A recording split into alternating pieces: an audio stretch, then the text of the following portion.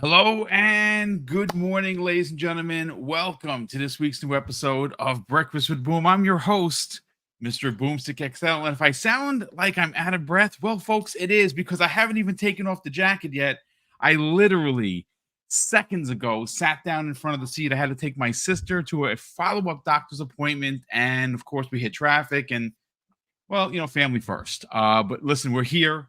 We have an absolutely astounding show. I mean, some big promotions at Microsoft, Sony spiraling out of control, false Spider-Man 2 sales numbers. I don't know, they were double counted.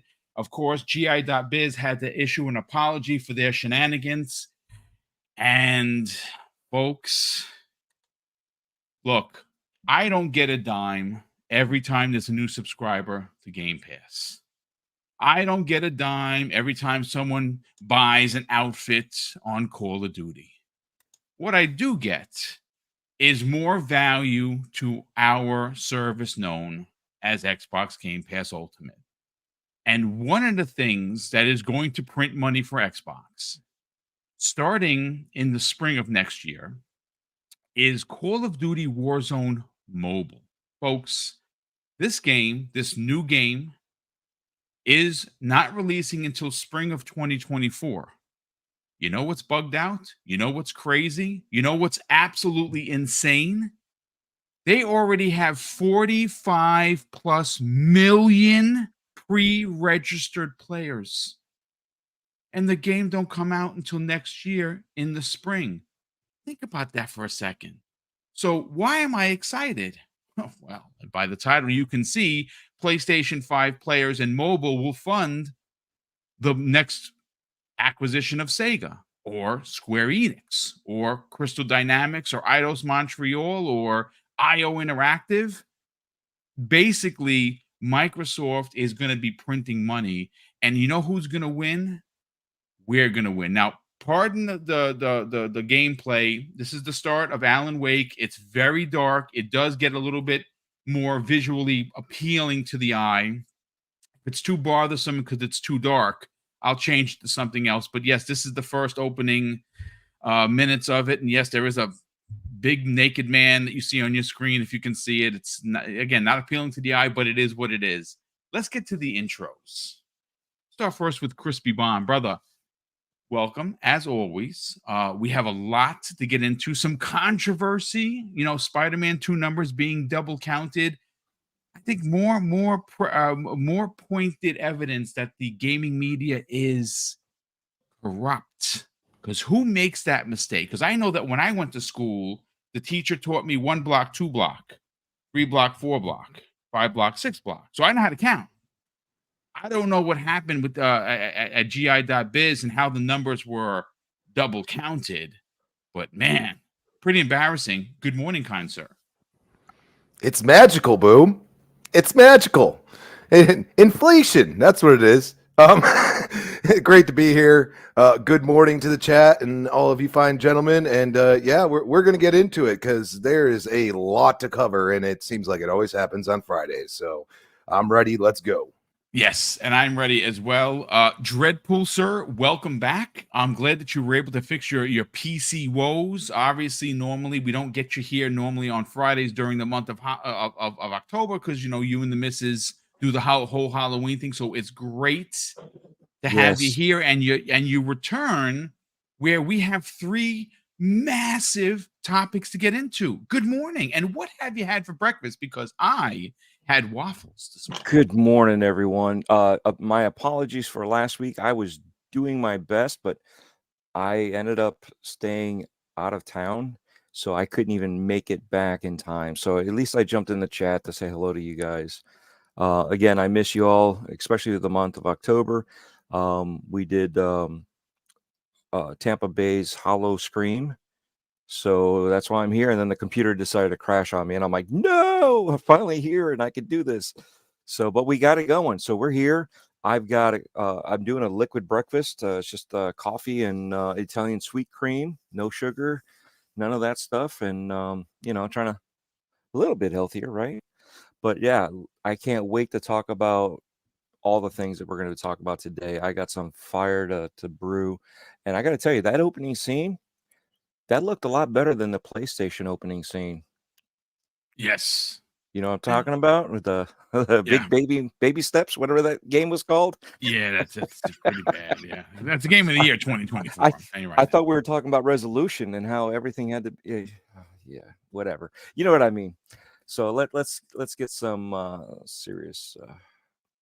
We're gonna get into it. Oh yeah. We have a lot to get into. Last and no way least, best bald head in the business, best race car driver in the pit. Fuzzy Belvedere, good morning, kind sir. Again, another Friday, literally packed to the gills with topic after topic after topic. And of course, the one that we're going to open with is the ridiculousness known as the double counted Spider-Man numbers. I mean, look, I'm not a mathematician, right? I got some college, right? It's fine. But I can tell you what I didn't do is inflate numbers for a brand that's personally and professionally on fire from the inside just to be able to say it beat out this. I think it's preposterous. I think that it is another pointed aspect of the media not getting it wrong, but being corrupt. Good morning, sir. How you feeling? Good morning, everyone. I'm feeling great. Xbox is in the news in a great way for these past few weeks, and it just keeps rolling in.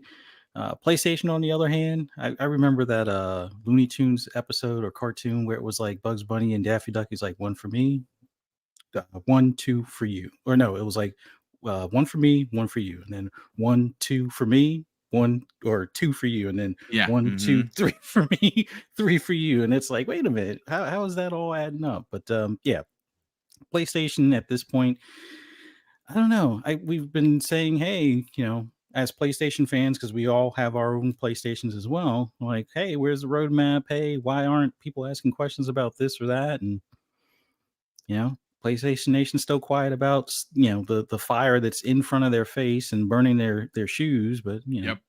it is what it is. But yeah, we'll get into it, and there's so much more to talk about. But Oh yeah, we man, do. There's been Xbox, some. Yeah, there you go. Talk about it. I mean, Xbox right now, I would say no matter what the gaming media does, as far as the hit pieces they put out there, it's getting drowned out by the positive stuff coming from Xbox camp. So we'll definitely get into it. But man, I'm glad to be here with you guys. We got a lot to talk about. Yeah, we do. And like I said, I'm going to let the footage, folks, play for a little bit. It is going to lighten up where you actually see the characters, but if it stays too dark, and I kind of figured, which is why I don't have Resident Evil footage or even Dead Space, because it's honestly it's just too dark. But if it starts to lighten up, because you're there in the morning, and you're going to start to see that you're going to get some God rays. But Looks beautiful. Okay, all right. As long as you guys think it's okay, it's fine. It's fine. Fuzzy, I want to start with you first. Let's talk about what Christopher Dring of GI.biz had to say regarding this conundrum. The UK, as we know, is a very powerful place when it comes to the PlayStation brand. And Christopher Dring, I can't see what he writes because the coward has blocked me, and that's perfectly fine. I don't think I've ever gone at him like being disrespectful. I've never been disrespectful. I've been pointed, but he has made his name in the community as someone that takes digs at Xbox on a regular basis. It's just what he does. He's a part of the media circus that has made their personal business in the last 3 to 5 years, maybe even a little bit longer, take pop shots at Xbox because, well, hate apparently is something people like to click on. So this is the response to the reported numbers of Spider-Man 2 even outpacing Hogwarts Legacy when it came to physical sales in the UK. So this is what he had to say. There was some double counting of Spider-Man 2 physical sales in the UK charts this week, which means we've updated our story. It's now not the biggest PS5 launch of the year. That title remains with Hogwarts Legacy, and sales were lower than previously reported. But this is the dig. Still well ahead of Mario. I don't even believe that because, well, they lied once. Why not lie again? And you see, it's instead of, hey, we got it wrong. We apologize for it. We've adjusted the story the way a normal person would do it. This is how a coward responds. And of course, you know, it's no blame is pointed at anyone who's responsible for the double counting, but it also throws a dig in there. I'm actually surprised he didn't try and throw a, oh well, it's still selling better than Starfield, and it probably isn't. But I'm just saying that I'm shocked, Fuzzy, that there wasn't an Xbox take, because that's what this guy does. That's what GI does. Could we kind of have a conversation like how does this happen? How does double counting? I mean, it's the sale is a sale. You sell it, Right. you sell one, you sell one, you sell one, you sell two, you sell two. Again, no mathematician here, but this is I mean, listen, maybe I'm taking it a step too far when I suggest that this is pointed evidence that the media is corrupt. But that's where I'm going with it. If I'm wrong, yeah. I'll be the first one to stand on my stone and admit it. Let's get your hot take on this mistake. Well, I think a lot of it comes down to one, their influence or their love for that particular brand. So any possible way that they could spin a positive news cycle on that brand, I think they'll do their best to do it. But I think sometimes they wind up counting the digital sale as a physical sale. So for example, the bundles, for example, we all know that those are digital codes in the box. It's not like the old days where they have a physical disc in the box and whatnot. So I'm wondering if they included those physical sales as well, or the console bundles as a physical sale, and then knowing that those are actually digital numbers, or ignoring that those are digital numbers, and then also counting the physical box sales. Which the funny thing about all of this is that most people have moved over to digital. Like I'm pretty sure it's been proven that over 70% of sales now are digital, if not more. Like 70% is like I guess you could say the conservative measure, but like for the most part, a majority of the gaming sales these days is digital, and it's been that way for probably the past 2 or 3 years at least. Well, actually, probably for the past 10 years, but it's been growing, leaps and bounds as we've come to today, type of thing. But it, it's funny to me that they're all about how fast this thing sells in comparison to like other previous PlayStation titles. And if this was like the fastest selling title within that 24-hour period, which they keep on adjusting the amount of time that they measure that, it should at this point have surpassed God of War. And if we don't hear that they announce that, hey, it's surpassed God of War in sales, then maybe they double counted beyond just the UK sales overall. But we'll see how this goes. I think there's this inherent fear that with it only being a PlayStation 5 title, and sure, there are a ton of PlayStation 5s out there in the wild, but we all know that in most cases, with the exception of Nintendo, most times you're lucky to get anything in the 10% range of your overall install base. Nintendo's that outlier where they can get 25, 35, maybe even 50% of their they have one of the software highest sales. one-to-ones in gaming. Now, obviously, it's not 100%. It's not Right. 90%. I had to actually somebody on Twitter actually tried to correct me, like, "Hey, Boom, FYI, you keep saying Nintendo is one-to-one." I never said they were one-to-one. I said that they were the closest company that could be considered one-to-one. When you consider that you go back, and again, it's not every game, but you go Right. back to Zelda Breath of the Wild, they sold more copies of Breath of the Wild than they did consoles. That's a fact, right? Yeah. Mario Kart, the remake, I believe it's deluxe, Mhm. has like it's like 75% or closer to 70% of people that actually have a console versus. So they are the high mark when it comes to this. Sony is not. Sony is 10%, and you're absolutely right by saying that. Let me interject on Breath of the Wild. That also came out on the Wii U. So that's why it more than 1-to-1 when it came down to that. Yeah. So again, it's still impressive when you look at it. Yeah. Oh yeah. Yeah, like no one is going to ever doubt Nintendo knows how to sell software. They are the kings as far as when it comes to gaming, in comparison to like how many pieces of hardware they sell versus software. But with Spider-Man 2 only being a PlayStation 5 exclusive, which is great that they're now moving to next gen only, it does limit your install base.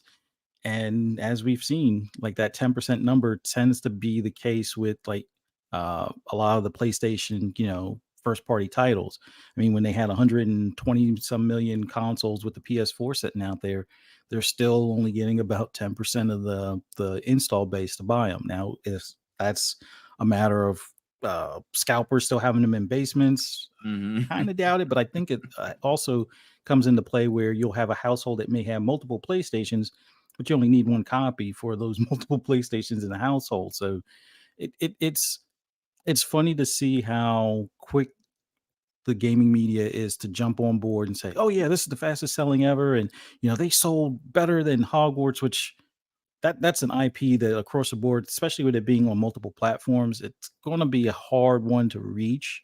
It sold well on Xbox, it sold well on PlayStation, it sold well on PC. So if they're going to count box sales just for PlayStation 4, actually I think that one only came out on PlayStation 5 and Xbox Series consoles at the time.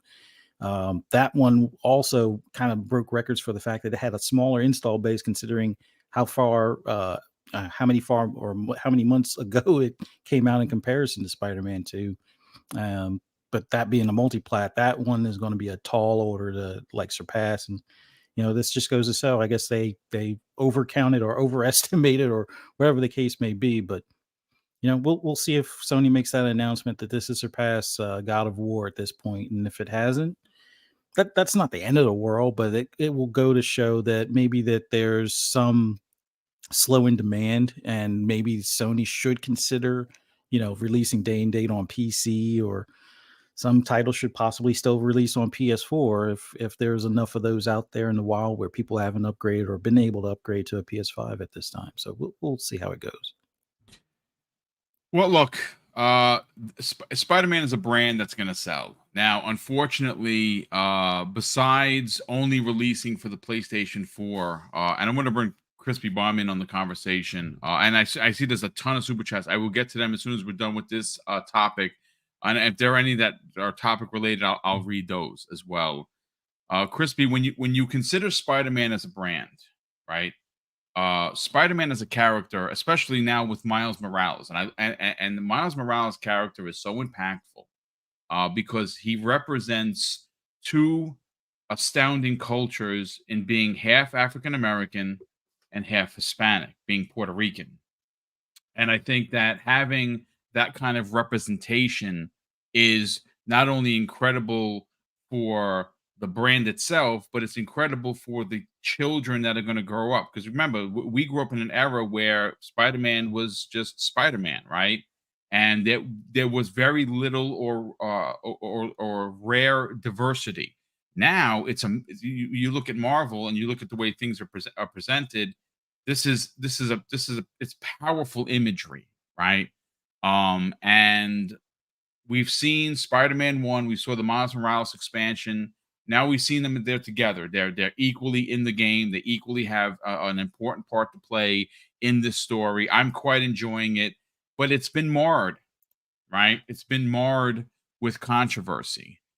We had the bug situation. It is what it is. There was a patch. I don't know what they fixed. I know that the patch addressed the other controversy that they had a Cuban flag all over the place rather than the Puerto Rican flag.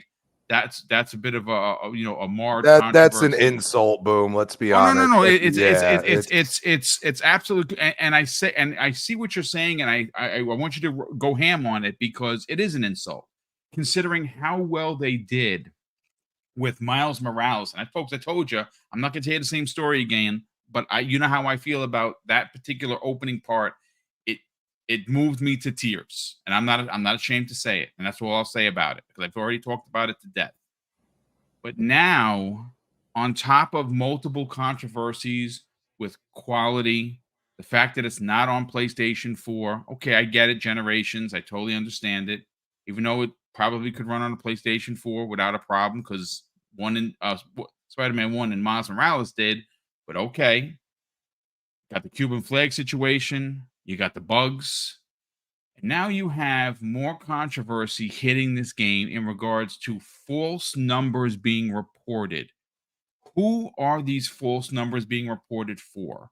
And how does this actually happen in modern gaming and reporting in 2023? Because I don't remember the last time this actually has happened. Please, by all means, take it away. Well, I mean, you know, the fanboy in some of these journalists is like, this has to be true. This is perfect. This is exactly what I want to run with. And that's where it's like, can you take a moment and not jump the gun? Because it didn't come from Sony themselves. Let's be honest here. You know what I mean? Like they have been eerily quiet. Like, we're not used to this. Usually they have some kind of dig back at Xbox at this point, because regardless of how you feel, if you go and look at it, they have been challenging that it's their only competition is Xbox, even though Nintendo is quietly sitting there. And that's where that dig from Dring, I'm just like, dude, why? Why would you even bring that up? Like, you know that, like, it's going to sell at least probably 50% on the Switch. Like, by the time they're like done, like actually pushing it at all, it's going to be at like 50%, because the Switch has found this little niche that nobody else wants to do. See, Xbox has found their niche. They say Game Pass and also release on PC. Imagine if Spider-Man 2 released on PC. Imagine that. I think it would be at 5 million right now, easily. Okay. And that's where I go and say, and I got attacked, and all I did, it was like somebody was attacking somebody else, and I'm like, you know, about the whole sales things, and this was the farce 2.5 million. You know what I mean? And I'm like, okay, like, I'm gonna be honest, like, if this game was co-op, I think it would have sold more, because you already have two characters, they're already in the universe. I think that would have been pretty cool. You know what I'm saying? And then I had to go on a like, dude, like, I play multiplayer games. Yes, it's a co-op multiplayer. It is a little different, but it's still for Sony at this point, it would be considered a multiplayer game. That would be innovation to me for this game. And this is where I go back to something I said, you know, on this show many months ago. And I said, could there be Spider-Man fatigue? Like, and I'm not talking just the games. I'm talking all the movies that have come out in between these games. You know what I'm saying? Could people just be like, I'm not, and then they see the bugs, and you could sit here and tell me that it's a lie, but I have seen different bugs for different situations. Tell me they're forced or not. It's supposed to be an open world game. You're supposed to be able to do what the heck you want in some way, shape, or form. Yes, there's going to be a linear story. They screwed up, and we give a lot of devs BS for releasing a day one patch. This ain't day one, people. You know what I mean? Like, there's something going on. And for us gamers, the people that actually have at least played, like, yes, I have a PlayStation 4. It has been sitting in the basement. I'm trying to sell it. Like, I don't have any interest. I don't feel that they're doing anything that, you know, gravitates towards me. I need some multiplayer. Like, give me a reason to pay that extra $40 for your service. You don't want soap stars, sir? I thought you'd be jumping on soap stars for sure. foam soap, whatever they want. Whatever it is. Don't drop the soap. I don't know. But seriously, like, we're, you know, like, that's where I tried to tell people, like, dude, like, us as Xbox first gamers, we are used to, like, variety and multiplayer and single player and all. They have given us this. The one thing that Xbox stuck with is the one thing that I call y'all out for, and it's like, oh, we're gonna go to PC. Everybody's like, oh, we don't want Sony. Now you're looking at these sales, and it's like, dude, like, what does Starfield say? 11 million? When Spider-Man gonna get to that? Because I'm gonna tell you right now, I've seen enough photos of people just walking in Best Buys or stuff like that, and just be like, yeah, it's flying off the shelves, and it's completely full. Okay, like, you know, you stand on your hill for so long, and eventually you watch it crumble, and you still stand there until you fall down into the abyss. And that's where they're at right now. They don't know what to do. And they released the game, at least at the beginning, which we've given Cyberpunk and many other games with you know, like, I mean, a sugar cube. Like, I have seen so many different videos of all of a sudden you're a sugar cube. And I'm like, this is from different people, and these are different videos. And I'm like, dude, what are you guys doing? Yeah, like, but according to the press and according to some people on the socials, it's people trying to break the game. Like, we're going out of our way. I had numerous crashes where I'm in the midst of something and I got to redo the whole thing. And again, it was just 5 minutes, no big deal. But the fact that the game crashed multiple times is pretty ridiculous. Well, and here's I will actually solidify your point right there. I can't count how many people argued with people like, oh no, it's Alex or stuff like that. This is not an RPG. Okay. And I honestly, at this point, because you're touting the fact that people are breaking the game, this is not open world either. This is a linear story driven game, which I get it. You know, 5-6 years ago, that's what everybody was about. We are starting to break through that. Like, you see multiplayer games that are coming out with betas that are just getting astronomical numbers. And then Sony said it, and this is where I say, like, they might have been too abrupt on Jim. The only thing is we haven't seen any fruits of the labor. They didn't give him a chance.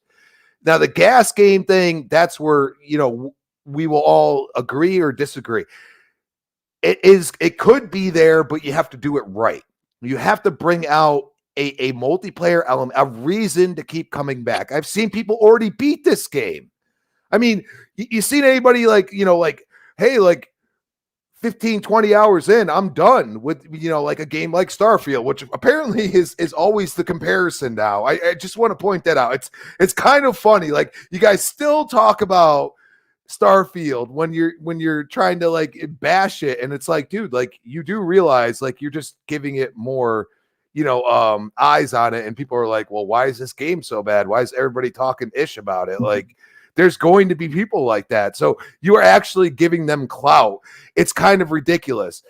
And to go and say that, you know, Spider-Man is just this magical thing and nothing can go wrong. Well, that's the way the media just proved that they try to act like. They ignore all of the problems.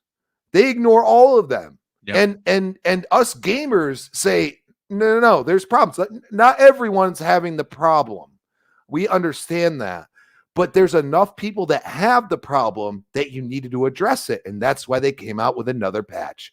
Just sit on that. I mean, listen, you're making phenomenal points. So far, you know, we're gonna get to Dredd and get his hot take on this. It is look, like I said, to me, it's an 8.5 out of 10. The story is very endearing. The writing is phenomenal. Graphically, it is top notch. It's what I would expect in a Sony game. So, you know, some people are like, oh, boom, you shouldn't give it an 8. You should give it an 8. You should give it a 7. I played, I don't know, what did I play? 16, 17 hours. I hit level 22. I'm a map guy. I know some people have beaten it 15 hours. I don't play these games that way. You guys and gals know that. I like a game like Ghost of Tsushima, I put 70 hours into before I beat it because I'm a map guy. I like trying to get everything. I'm playing this the same way. I'm leveling up nice and even. I'm taking time with Peter. I'm taking time with Miles. I'm doing every time something pops up on the map, I go. That's how I play the Sony games. So I'm enjoying it. There are times when I've been frustrated, especially when you have to when you're chasing something. I don't know what it is. It does not feel as responsive when you're swinging. Miles is fast because he's younger, right? He's a kid. He's much faster than Peter. But even with Miles, I don't feel like I'm getting there quick enough. It almost feels like there's an invisible force slowing me down. It's the weirdest thing. I don't know how else to describe it.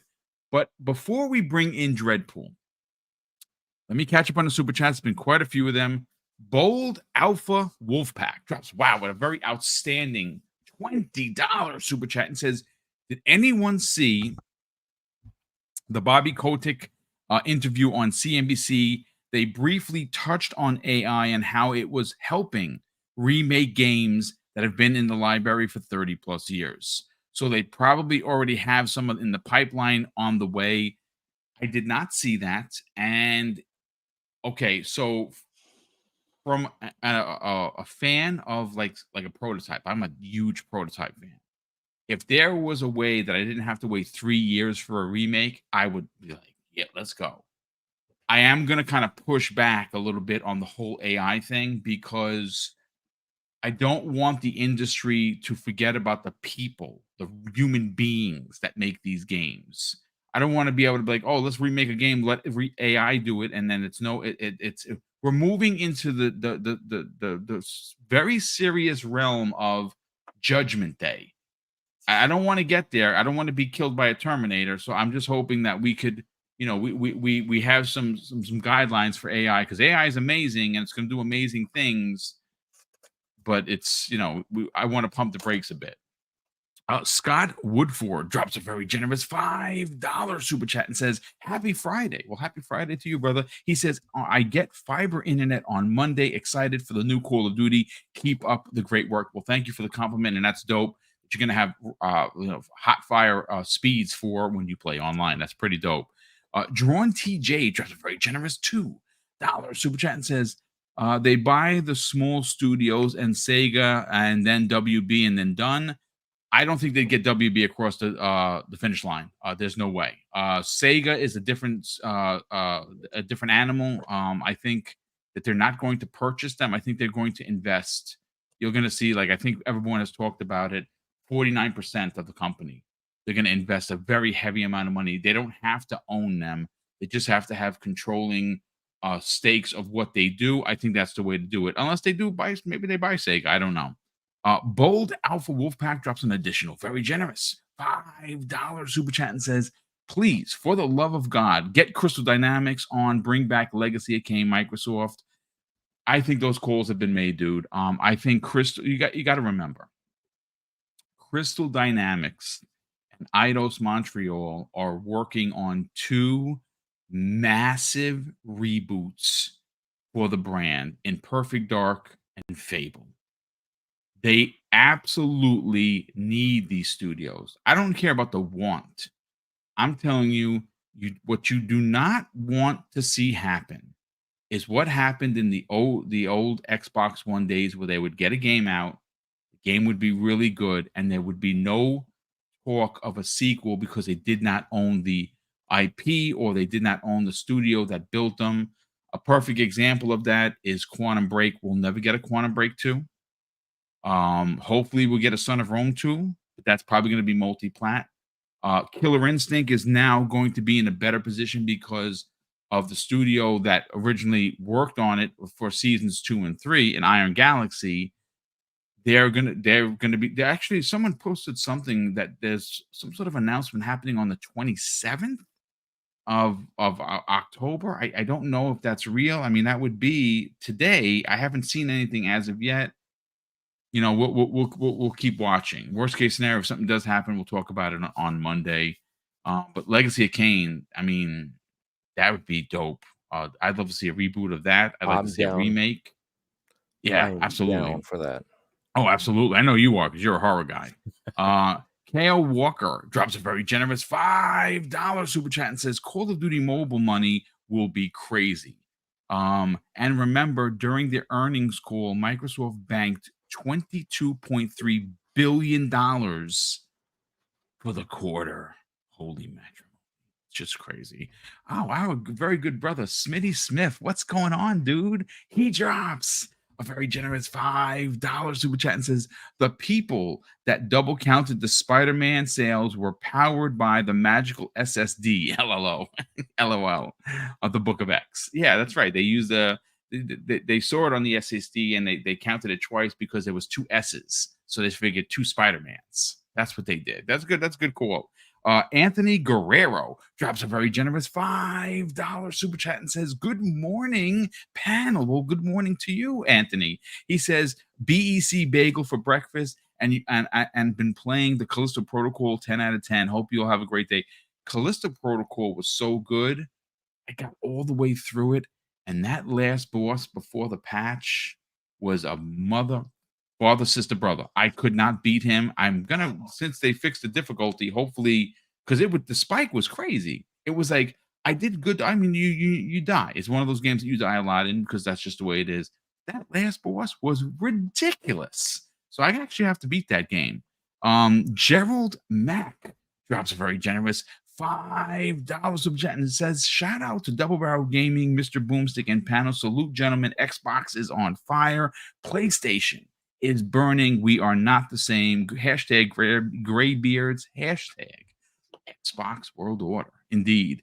And we have Dreadful Sean, generous friend of the program, drops an outstanding $2 super chat and says, they used Common Core math, one sale count test. Believe it. That's crazy. And Juan drops a very generous $2 super chat. Good morning, Juan. Thanks so much for joining us. He says, it's simple math, guys. 1 + 1 = 11. Oh, I love it. Good. The slander. Okay, so obviously we're poking fun at the stupidity that is the gaming media. That's just it's coming to a point where they're not even being shy about being biased. They're not being shy about getting it wrong. They don't offer any apologies. They're like, yeah, but it was counted twice, but big deal. But at least they're selling more than Mario. What are your takes on this? How do these kind of mistakes happen?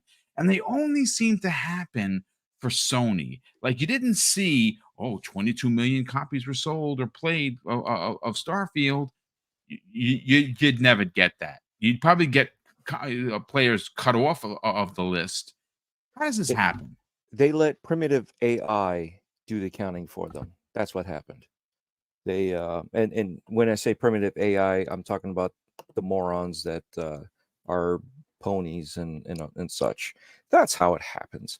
They're like, oh, well, here's the number. Let me fat finger X2 and equals and see what happens. Oh, that's a better number. Yeah, that looks accurate. That looks accurate. Yeah, that's how it is. I mean, seriously, even AI would have got that right. And these guys, it's sad when you can tell that they've taken it upon themselves to somehow inflate the numbers and then get called out on it, because even Sony themselves have kept quiet. And with everything going on within Sony and PlayStation and all the leadership changes and whatnots that have happened, all that drama, they've kept quiet, because normally they would have been talking about, hey, this is how good, I mean, Spider-Man, you can't get a bigger IP right now than Spider-Man. And for that to come out and they're being quiet, that tells you something. And for these guys to turn around and inflate the numbers, it shows you again, it's that Xbox versus pony mentality. And it's like, why do we still do this stuff? But on the flip side, I guess they got tired of bragging about Starfield being less than Spider-Man, that they couldn't even do that anymore, and they had to go after Nintendo, which Nintendo stays in their own lane. Nintendo's always stayed in their own lane. So that it just shows the maturity of some of these people, right? And that's really the thing. It's the maturity, the ethics. It's the stuff that we always call out all the time. when Xbox needs the smoke, they get the smoke. When PlayStation gets the smoke, they get the smoke. When these reviewers get the smoke, they get the smoke. You know, we've gone over all this stuff, and it always falls back down to proper journalism and ethics. And Indeed. these guys don't have any of it. Mm-hmm. Okay, and that's why I went to the AI, because we were just talking about the super chat with AI in games and how everybody, believe it or not, they're already using it in games. They are not updating these games because so Sony's doing it too. It's not just Xbox. Everybody, every developer, any which way you can. There are creators on YouTube that are using AI right now. You don't even realize it. There are so many tools out there. It's basically it's to speed up the redundancy of these codes and to validate certain codes. And granted, AI is not perfect. It is still far from it. So any of this stuff, it's a tool, and if you don't use it as a tool, you will get bad results. And if these guys even used it as a tool, they would have come up to the proper conclusion. They didn't, so whether or not they used AI for this count, I just threw it in there just because of the super chat. No, yeah, it's you're so poking fun, just, but it's yeah. something to be concerned about, though. For But sure. I'm just, and I just want to clarify certain things. That's why I'm bringing it up. Again, there's a lot of stuff that needs to be common sense, and whatever happened, I don't know. Isn't part of journalism fact checking? Aren't you supposed to check that would facts? actually be a pretty important part. Yeah. Mm-hmm. Go figure. You know what I mean? And it's like, again, it's just like we talked about with IGN, where they put all these videos out and nobody fact checked to say also on Xbox. No, it's only on PlayStation. And it's like, no, it's on Xbox too. It's also on here. It's also here. Oh, no, this one here is also on Xbox. Oh, and by the way, it's also on Game Pass. You guys have neglected to put that in there. That's part of the thing that we call them out on. So this isn't just the one person we're calling out. We've called it out all over the place. When they're wrong, we call them out. Same thing with PlayStation. When they get it wrong, we call them out. Xbox gets it wrong, we call them out. Yep. This is how life should be. You mess up, you own up to it. Boom has done it before. I've done it before. Crispy and Fuzzy have also manned up when we say something wrong and we find out after the fact, because sometimes we are correct until more information is out. And until we have that more information that negates what we said, because we said based on the information we had, we were correct. Now the more information is out, it negates it. And now you have to man up. And you say, yes, I was wrong. This is why I went this way. But now I see more facts. This is why I'm leaning this way, because of this information. What does this guy do? He starts off right, and then he turns around and goes, well, except for Nintendo, we still beat them. Nobody's playing that game. No, you're wrong again. You're trying to, I don't know, what's that called? Play the hide the shell game, right? Yep. No. We ain't playing that. We calling you out. Well, I would call that the banana in the tailpipe scenario. Don't fall for the banana in the tailpipe. Eddie Murphy, Beverly Hills Cop, phenomenal film. So good. Look, at the end of the day, no one wants Spider-Man 2 to be more successful than all the others than I do, because I make no apologies. I absolutely adore and love Ted Price and the team at Insomniac. I think they do God tier work. I think they have carried Sony on their back for years. And obviously, I'm really enjoying it. I'm enjoying this. Like I said, there's a very endearing story. I have not gotten to some of the more questionable, annoying things about the MJ sneaking missions. I know that's a real downer. It's a real drag. Why don't they have that as a separate game? I don't. It wouldn't sell. I can tell you that right now, because nobody. Exactly. That's the point. It wouldn't sell. Stop putting it in the game. Yeah, it's fine. I'll get to it, and it'll be a slug, and it's fine. But right now, all life is what you see in front of you. I was up to 115 playing. I got 2 hours of Halo. I just hit the level just before Captain. I'm trying to get that Master Chief armor, which I will do before the season is done, because if you have not played Halo Infinite Season 5, my God, for the love of Joe, please play, because it is the best season to date. But with that said, I want to move on to what happened yesterday, and we talk about it as a community because we are very excited.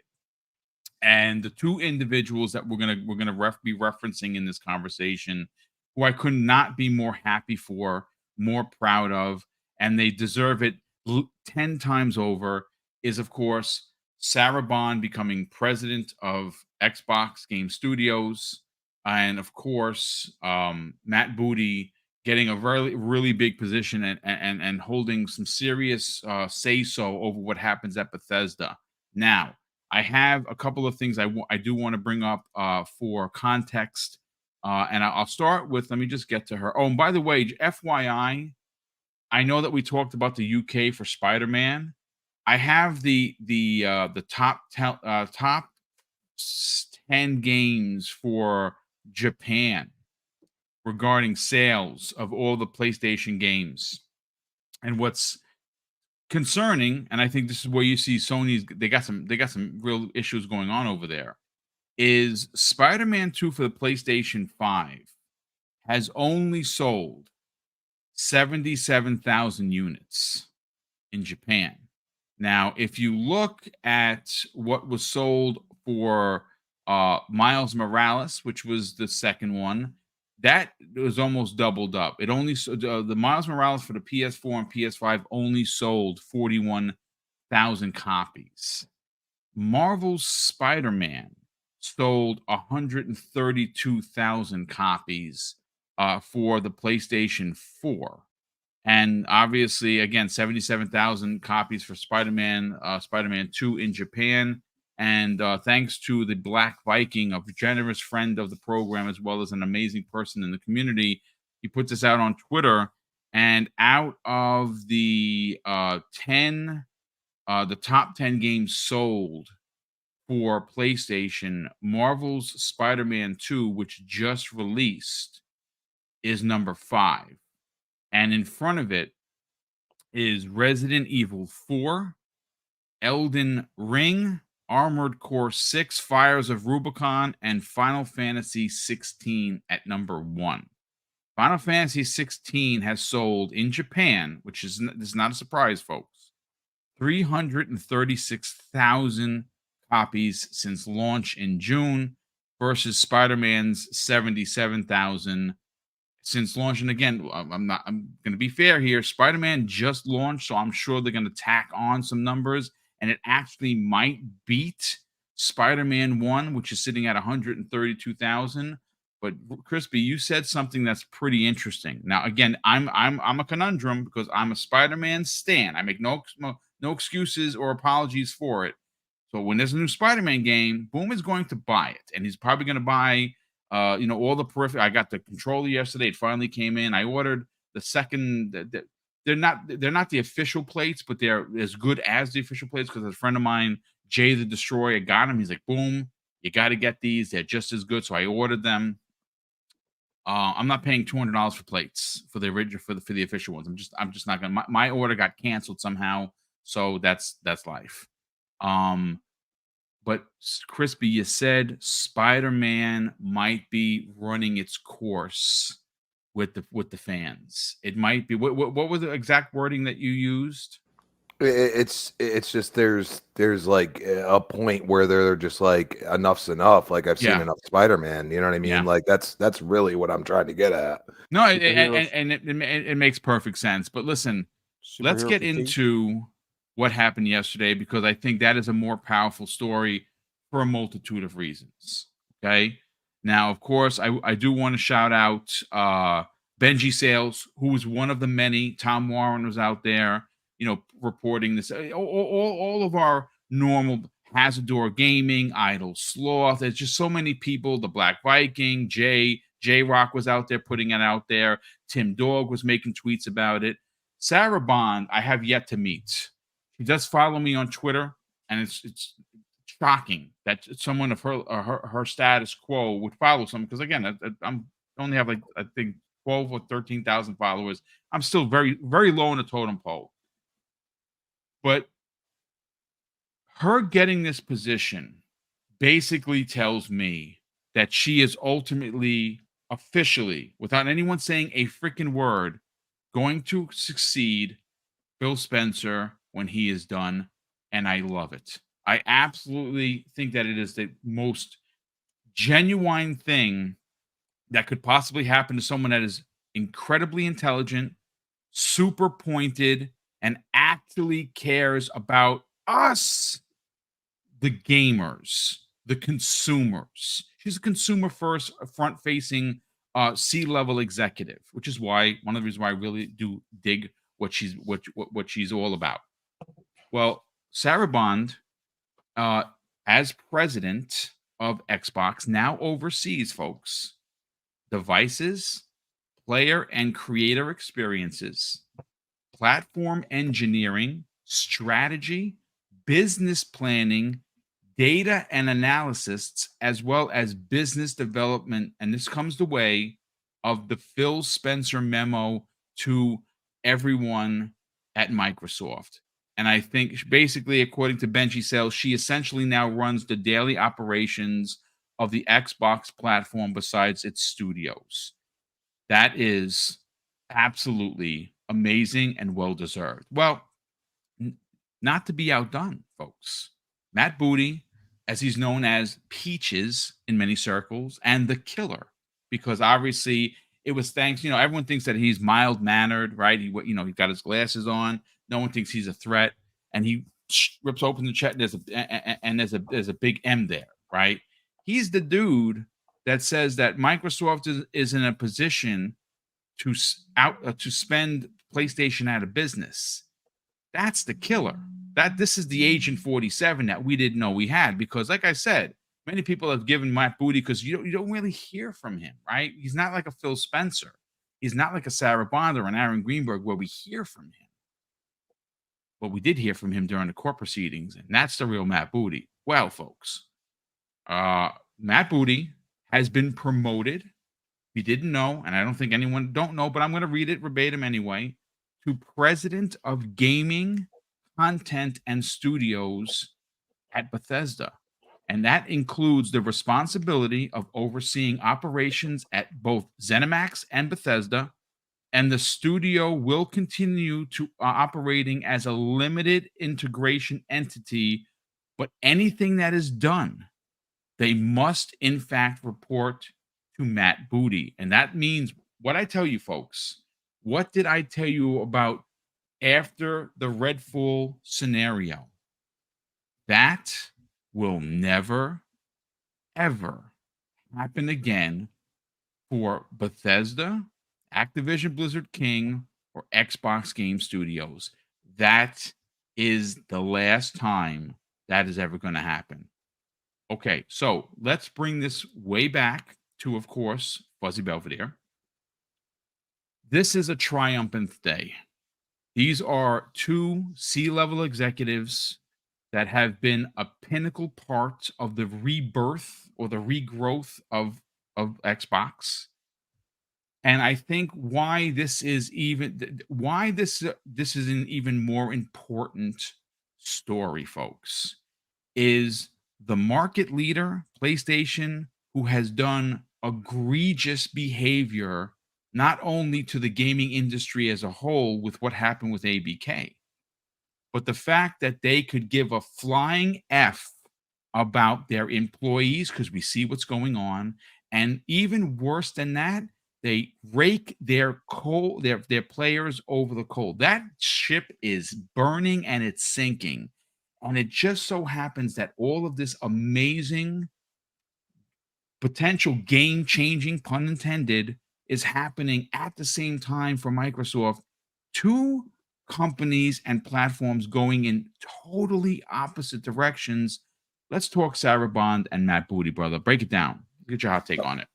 Well, I'm so glad to see that they're doing the reorganization now. Like after the, almost 2-year stint of trying to acquire ABK, now they can get into getting everybody in positions where they can be most effective, as opposed to focusing on regulators and things like that. We all kind of knew that Sarah was kind of being groomed for the head of Xbox position to some extent.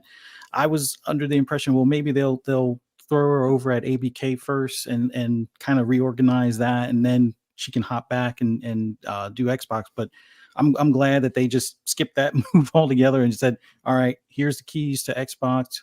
Go ahead and do like what you've been doing with Game Pass, what you've been doing behind the scenes with a lot of developers and things like that, and go ahead and head up Xbox while Phil is in his more CEO role as far as for Microsoft Gaming. So he can focus on the overall big picture. She can focus on primarily just the Xbox portion of things. And then what, kind of like what you said with the whole Redfall thing over at Bethesda and, you know, Pete Hines leaving and everything, I think this is a perfect opportunity to have Matt Booty kind of have all of those things kind of under his wing per se. Just because, like, in the grand scheme of things, whether you want to say that, you know, some of the output has been slower than expected over the past couple of years, or all the people that looked at Matt Booty like, well, what is he really doing? Well, you didn't have that issue as far as like missing, let's say, milestones, or having it where a game came out far beyond broken kind of thing. Well, not far beyond, because Redfall really wasn't broken. It just wasn't content complete, let's say. You didn't have that on the Xbox Studio side under the Matt Booty time frame as far as when he was in charge of that. So having him now help Bethesda kind of get to those same goals, I think will definitely be, you know, reflective in their future releases. Those two you know, executives have been, over the past couple of years, have been, you know, working behind the scenes. We saw some of the court documents on some of their statements.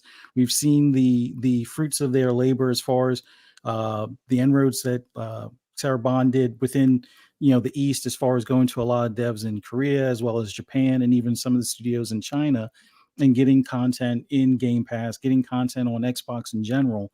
So, you know, moving forward, I think this is a clear sign of the direction that things will continue to progress, continue to improve.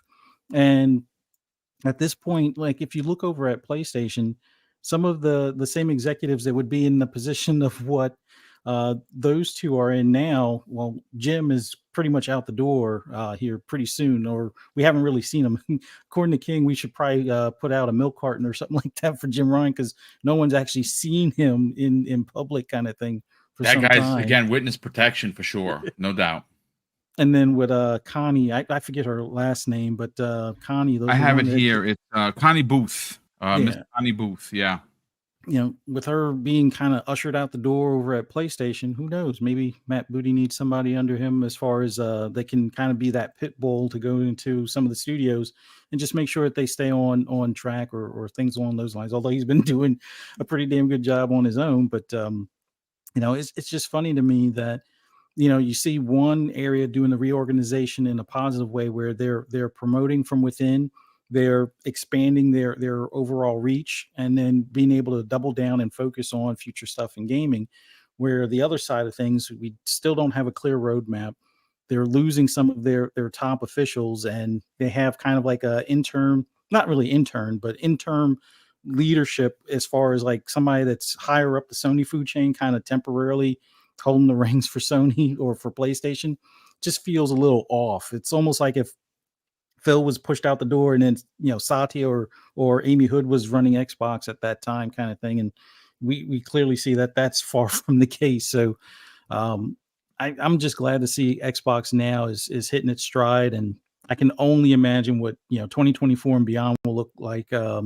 You know, now that Phil can just focus on the bigger picture stuff, we can kind of, you know, quietly talk about who's next after ABK, because that could be his focus, or he could be focused on the contracts with ARM as far as for future Xbox hardware and stuff like that, as far as if that's something worthwhile. And then, you know, Sarah can kind of pinpoint, all right, well, we're going to go for, you know, another Series S, where it's going to be the good entry point, but still powerful enough to be able to run next gen stuff. And then you know, go for another most powerful console for the next gen. So there's going to be a lot of interesting things coming up in the near future. Kind of wondering when we see the whole reorganization for ABK, if it's immediately after Bobby Kotick is out the door kind of thing, or if it might be, you know, several months after. And after they visited ABK, the other week. I would almost assume it's already kind of decided. It's just that it's not publicly announced while Bobby Kotick is still, in his seat. And then when he gets out of it by January 1st or whatever, then, they'll probably make that announcement. But we'll see how that goes, whether it's Ibarra or if it's somebody from outside or somebody that we don't know the name of quite yet within the organization. It's funny you say that, Fuzzy Belvedere, because Jim Boats in the chat, and Jim, welcome to the program, brother. It's a name I don't really recognize, but I'm glad that you're here. He says, what about Connie Booth for Activision? That would be Powerful. interesting. Like I kind of joked about that on another podcast where it's like, kind of powerful. Yeah, man. It would definitely help get them reorganized. I mean, they seem to be doing better now at the lights at the end of the tunnel with, Microsoft being, fully acquiring them and everything. But having somebody that's been known to be the get it done person over at PlayStation be the effective person there and help with the reorganization of not having everybody in the salt mines of Call of Duty might be the way to go. So, usually when they fire you, any non-competes go out the window kind of thing. So that shouldn't be a concern at that point. And there's always been workarounds for non-competes. You can be an advisor as opposed to being actively in that position. So that's some of the, corporate stuff I've seen in the past. But that would be awesome if that's the case.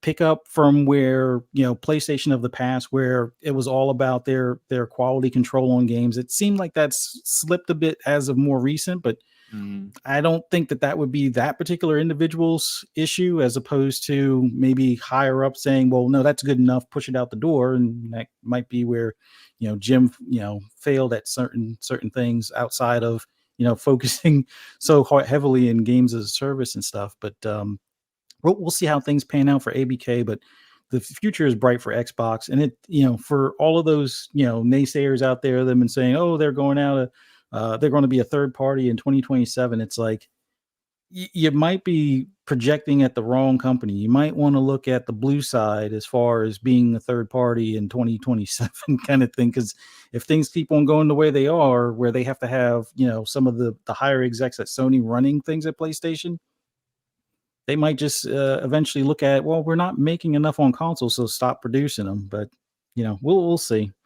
That's a little too far in the future to say anything about tea leaves or anything like that. But right now for Xbox, it's looking very, very positive for, years to come, all the way through to next gen. So we'll see how things go for for ABK and the rest. Yeah, it's going to be very interesting. I think January we get the reorganization announcement, because at that point, to start 2024, Bobby Kotick is no longer with the company. He's gotten his millions and millions of dollars, his golden parachute, as it would, and he'll be no longer a part of the now new direction that Activision and Blizzard King are going to take, specifically in Activision, because obviously there was a lot of really pretty stout controversy there, with the way employees were treated, a lot of the sexual misconduct that went on. There's going to be, I think, because it's so large, that yes, I'm sure that they do have an idea of who's going to be where. That's obviously, we're only in October. There's still November. There's still December. So there's still another 60 plus days of Bobby Kotick being in the position that he's in. Now, is he making decisions? Probably not. That's all coming from Phil. And we know that because he said, he goes, I report to Phil, which is fine. He's probably chilling. He's going to, have a great holiday. He's going to be even more rich than he is now, which good on him. Take your golden parachute, buy an island, and you chill. What can I tell you? We won't have to deal with him.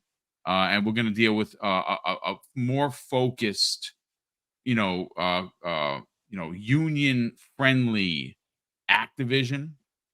Microsoft is known for being one of the best companies in the world to work for. I would imagine that is why that we saw so many smiles and so many pictures and so many hugs and excitement between the 3 visits between Activision, Blizzard, and King. When you saw, Sarah out there and Phil and his staff, it's because people are excited for the future. It's a very bright future for Xbox. And again, I'm not capping for the $1 trillion company, folks.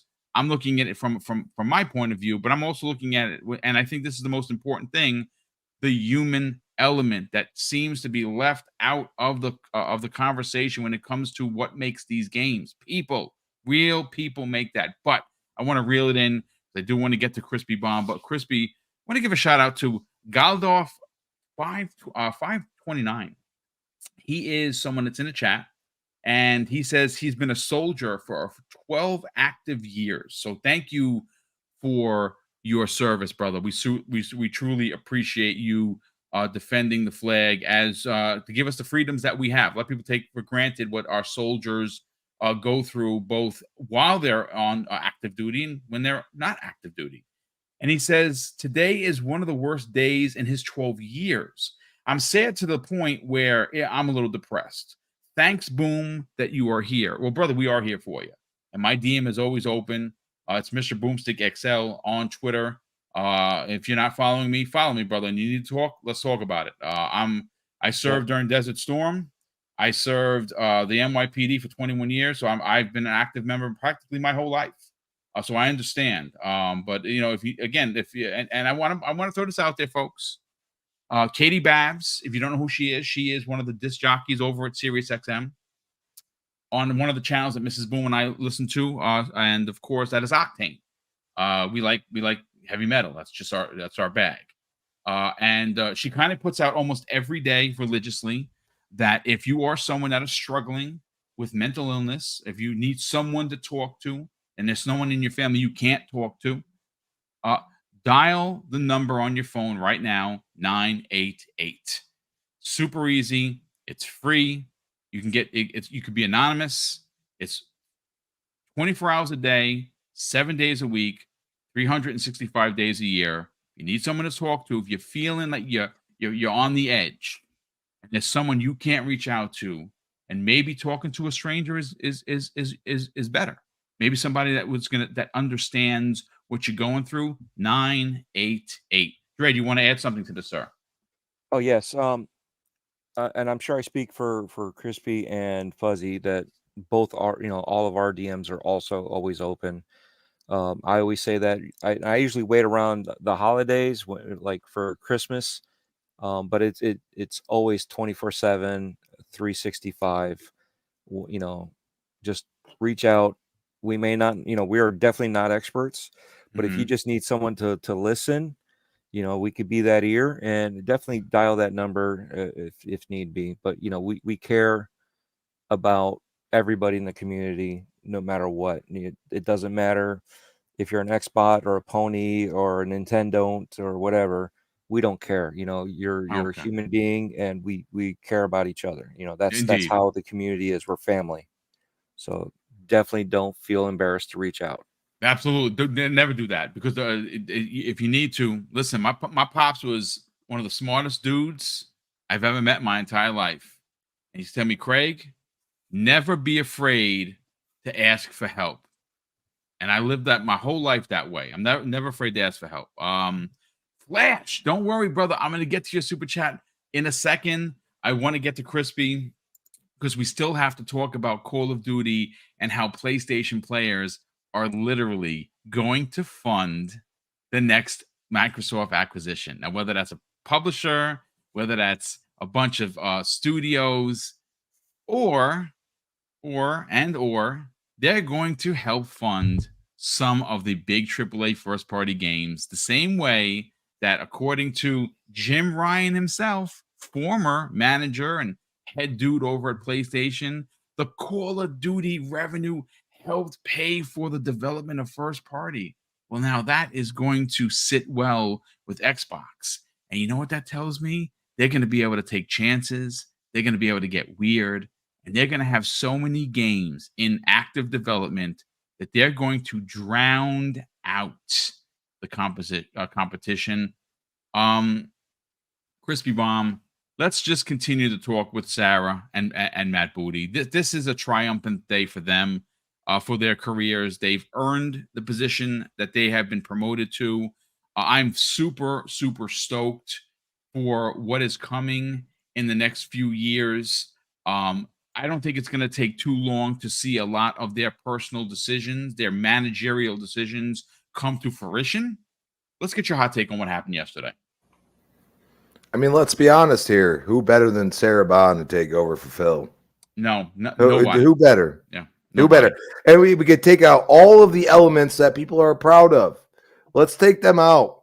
Just as a human being, that is it. This woman she's a wolf in sheep's clothing, but she's just so well spoken, and you saw it during her, Yes, she her did. entire spiel that she gave the federal government. Like you could see it that she has this part of her that just loves gaming. And I mean, as an Xbox fan, as a Sega fan, I was a PlayStation fan at one point. You're watching PlayStation rake the consumer over the coals. Indeed. And you have the power to say, no, we can do better. And this is where I go and say, she is Phil's protege, in my opinion. Matt Booty, I mean, he's great, but he doesn't have the gravitas she does. He doesn't get out there and speak with the people. Mm-hmm. You know what I mean? Like it's almost like presidential, because I mean, you think about a multi-trillion-dollar company. You gotta be something special. You know what I'm saying? And when she gets up on stage, yes, I mean, she's reading from a teleprompter. Let's be honest here, but the way she brings out the words. But when we saw her, go into court and deal with these weird questions, and she absolutely destroyed the prosecutor at that point. That's what we'd call them, prosecutor, because that's what it felt like. It was like these weird, and she destroys them, and she has this confidence about her.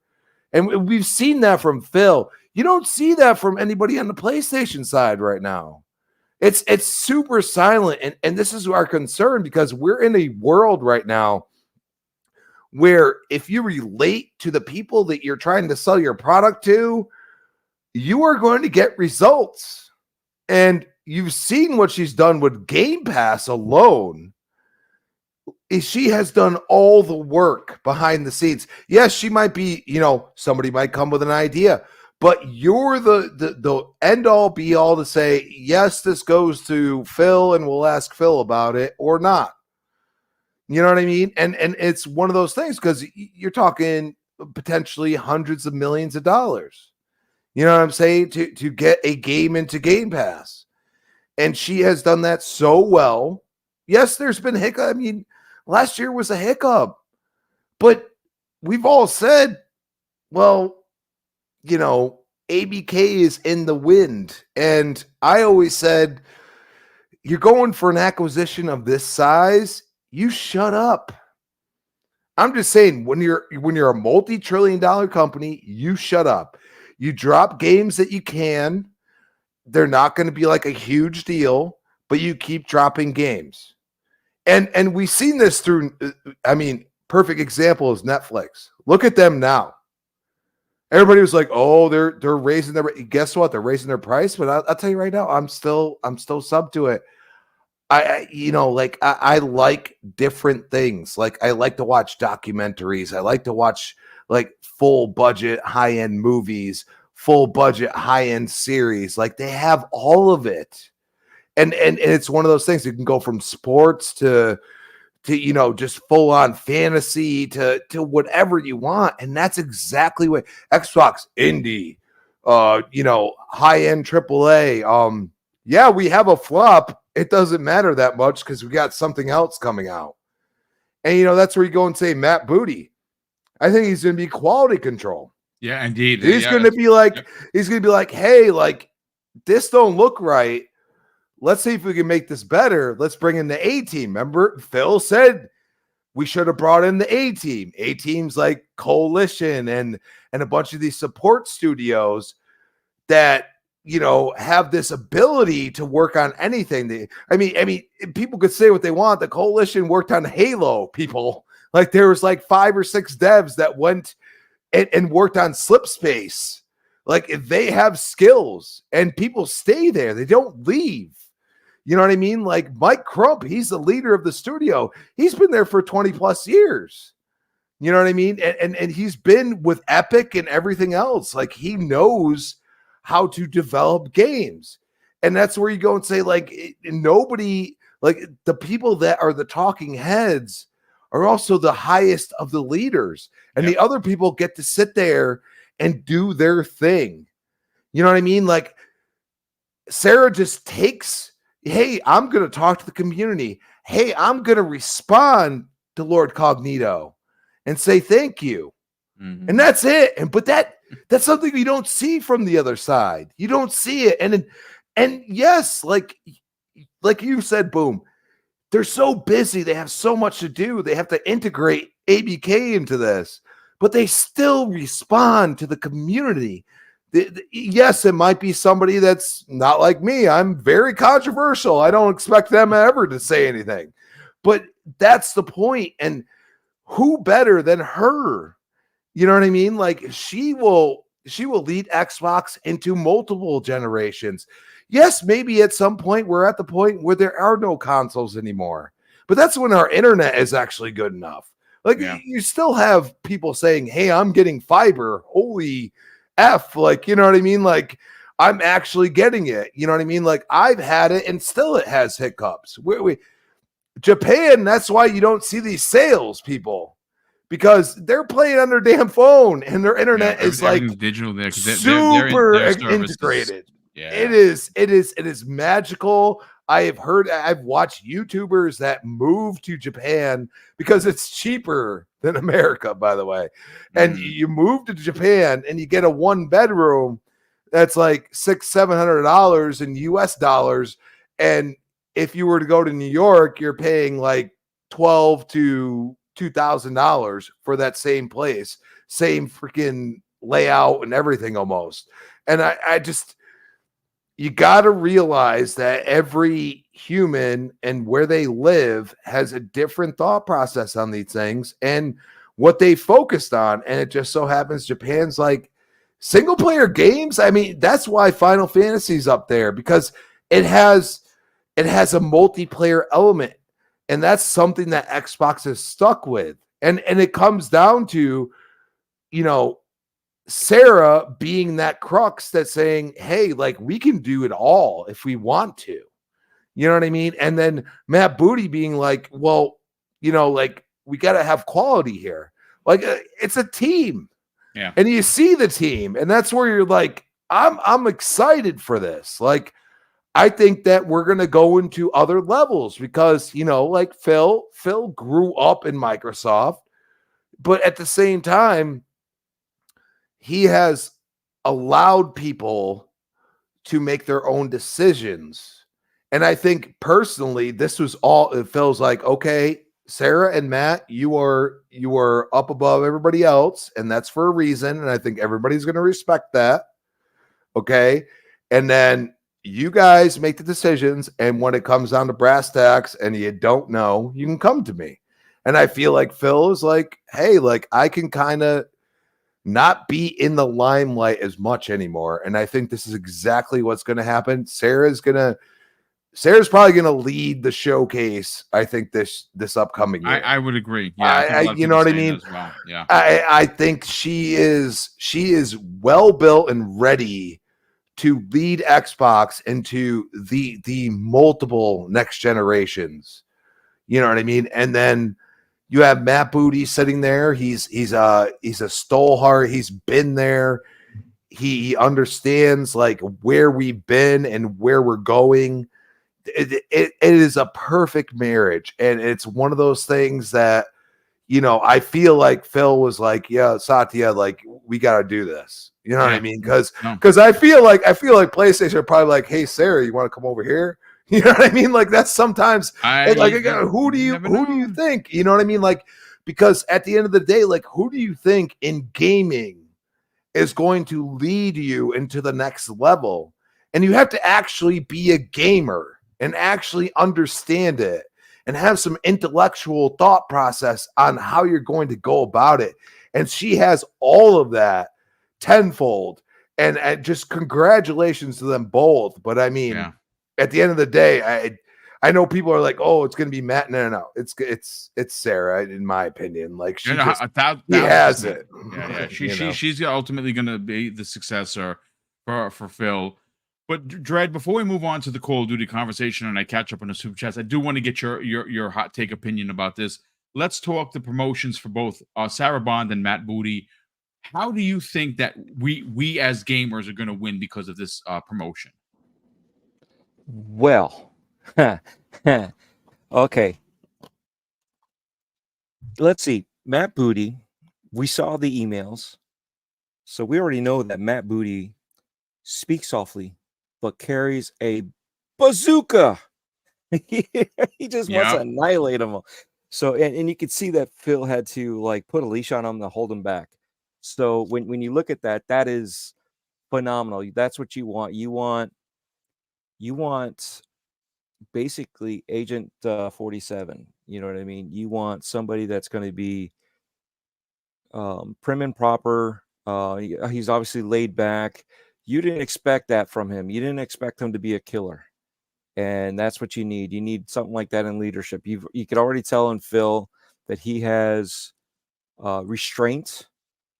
And, you know, when it comes to everything, he's turned everything around. And now he's got a team that are assassins, right? So when you have a team of assassins underneath you and you're the leader. I mean, Phil now just needs a furry cat or a bald cat, whichever, and the throne. That's what he needs, man. I'm telling you, you do that. And you look at Sarah Bond, you look at everything that she's doing. She is phenomenal. Yeah. Everything that she's got underneath her that she's doing. And that's the beauty of it, right? I've used these football analogies before where, the coach, we won't name it, any of these teams or any of that stuff, but the coach was a killer coach because of his team that he had underneath him. His leaders that were underneath him were actually running the show. This guy was a buffoon. He left because he thought he was all that. He went to another team without the support or knowledgeable team below him as leaders, and he fumbled, right? And this is the same situation here. Phil has developed leaders underneath him. I'm not saying Phil is fumbling. No, far from it. He's developing leaders underneath him and bringing them up. And that's the way that proper leadership should be. We've already seen what the other side of the pond has done, and they are falling apart on themselves to the point that Connie has left, because she was let go. And typically, you get separation papers when it comes to stuff like this, unless it is a hard fire. That's why even with Jim, it's not a hard fire. It's separation papers, right? So there's a degree of before you move on, you have to have your next people below you. Otherwise, the person that is above you has to micromanage their position and your position. So then that's what you see going on. So when it comes to upper management, it's similar with the separation papers, but they also have a contract in place, which does a monetary exit also. So depending on the contract, she may not be able to work for, I don't know, 6 months to a year or something like that. Well, she was fired, so that's the difference. There is no NDAs that she's signing. He was fired. But that's the thing. Even when you're fired, it's because you still have paperwork to do on the outro. So depending on what the contract was with her hiring will determine on her walking out with the firing, right? So hers was definitely more of a hard, fast fire, but she still has, because of her position, has some separation paperwork that she has to acknowledge. And she doesn't have to acknowledge technically. She can just refuse to sign anything. So depending on her lawyers and what's going on, usually with all that, you're literally escorted out of the building with security. That's what happened to Sean Layden. We found out thanks to David Jaffe. Yep, and that's what happens. You are literally walked out with security, and it's usually police, security, not internal security guards. It's usually police there, because if you start freaking out like Jerry Maguire and try to collect any fish on your way out, because when they cut you off, they cut you off. Jim is still around, that, even though he did his retirement, he's fired, but there is a separation there, right? So when you look at it like that, what's going on there? And you look over here, Matt Booty is getting shifted over because of how of evil genius that he is to take care of Bethesda because of the issues that they've had. He's going to keep them in line. He's going to put that whip out and make sure that there is no more flops. There's no more failures. We're going to succeed. And Phil's going to keep him in line on top of that to say, look, make sure that everybody's treated right, make sure this and that. And that's going to go the same way with Activision. And that's where I could see Connie, even though she's 60, I could see her shifting over there and being like a mentor to the next generation that's going to be taking over Activision. So I can see stuff like that. And you already know Sarah Bond, with everything that she's doing, she's already got people underneath her that she's mentoring into her last position. So we've been talking about, we could see that she's moving up. She's going to be doing this. She's going to be, great for Xbox. And sure enough, we saw it. We know that they saw it, but she's also mentoring people. And you see when you have good leaders, they are mentoring the replacements, because in order for you to move up without messing over the company, you have to have somebody below you. And it's legacy, bro. Yeah. It's legacy. Yeah. You can still hire from outside, but hiring from within, that's where you keep the mentality of how you operate. And you see how Matt Booty was. He wasn't from within. He was from outside. And you saw how vicious he was. And they had to restrain him and bring him back up to speed on how it's supposed to be. So this is just part of status quo when it comes to corporations. However, on the Xbox side, it's really not as status quo as you might think, because they are doing far and exceedingly above what the normal status quo is. They are putting the right people in place. They're, and these two moves are power moves. Yeah, these are definitely it. Yeah, and then as soon as Bobby, whatever. I just didn't want to say his name. Okay. As soon as he's out with his golden parachute, let's just shoot holes in some of those parachutes. I don't know, maybe we get some moths in that eat gold in parachutes. You saw my short with the little body bag, and so that's his parachute. We need to get another leader in there that's going to be strong and put everybody back in line, and in the positive way, not the negative way. It sounds rough, but get the leadership back the way it's supposed to be, and get it going, because we've had some hiccups with Blizzard, and we don't need that with the rest of it. Blizzard needs to come back and be as strong as they used to be when they were just themselves, when they were separate. Well, we'll see what Mike Ybarra does, if he's going to stay as the president. There are some moves that are going to be announced, and I think we're not going to see any real movement until January of 2024. Yeah. Once Bobby's gone, you're going to start to see some big changes. I think they like Fuzzy said, they probably have like an idea of what is going to happen. But listen, we're here for it. At the end of the day, as consumers, we're going to win. As an industry, the industry is going to grow in a better way. Microsoft is going to lead the way, and their brand.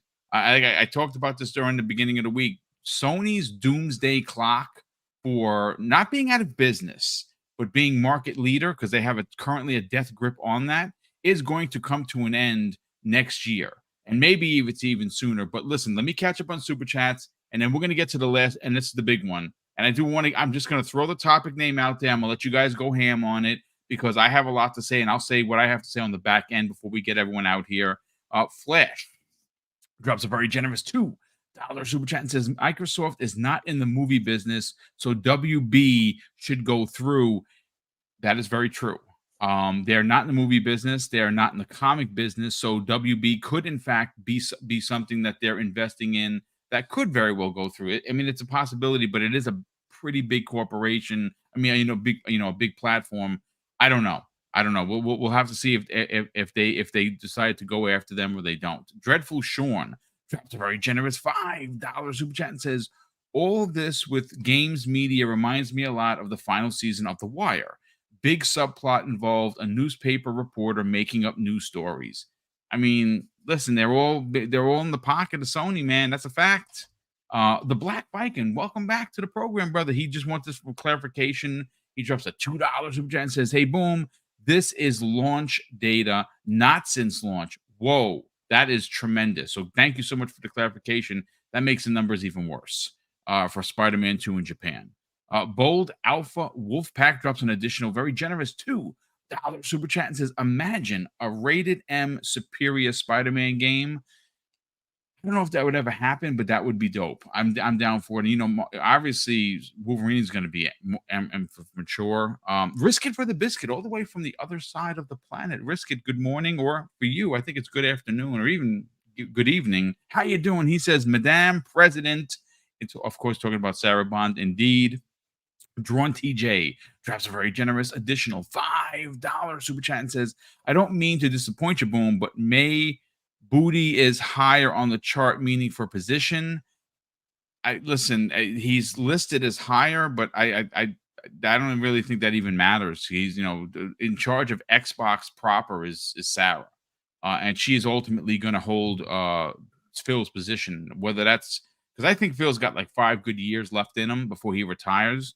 And he also, he said he's never been more excited for the brand that he is now. So I don't see him leaving until maybe 5 years. We'll see. So thanks so much for the clarifications, Jordan TJ. Appreciate that. Jim Boats drops a very generous £5 super chat.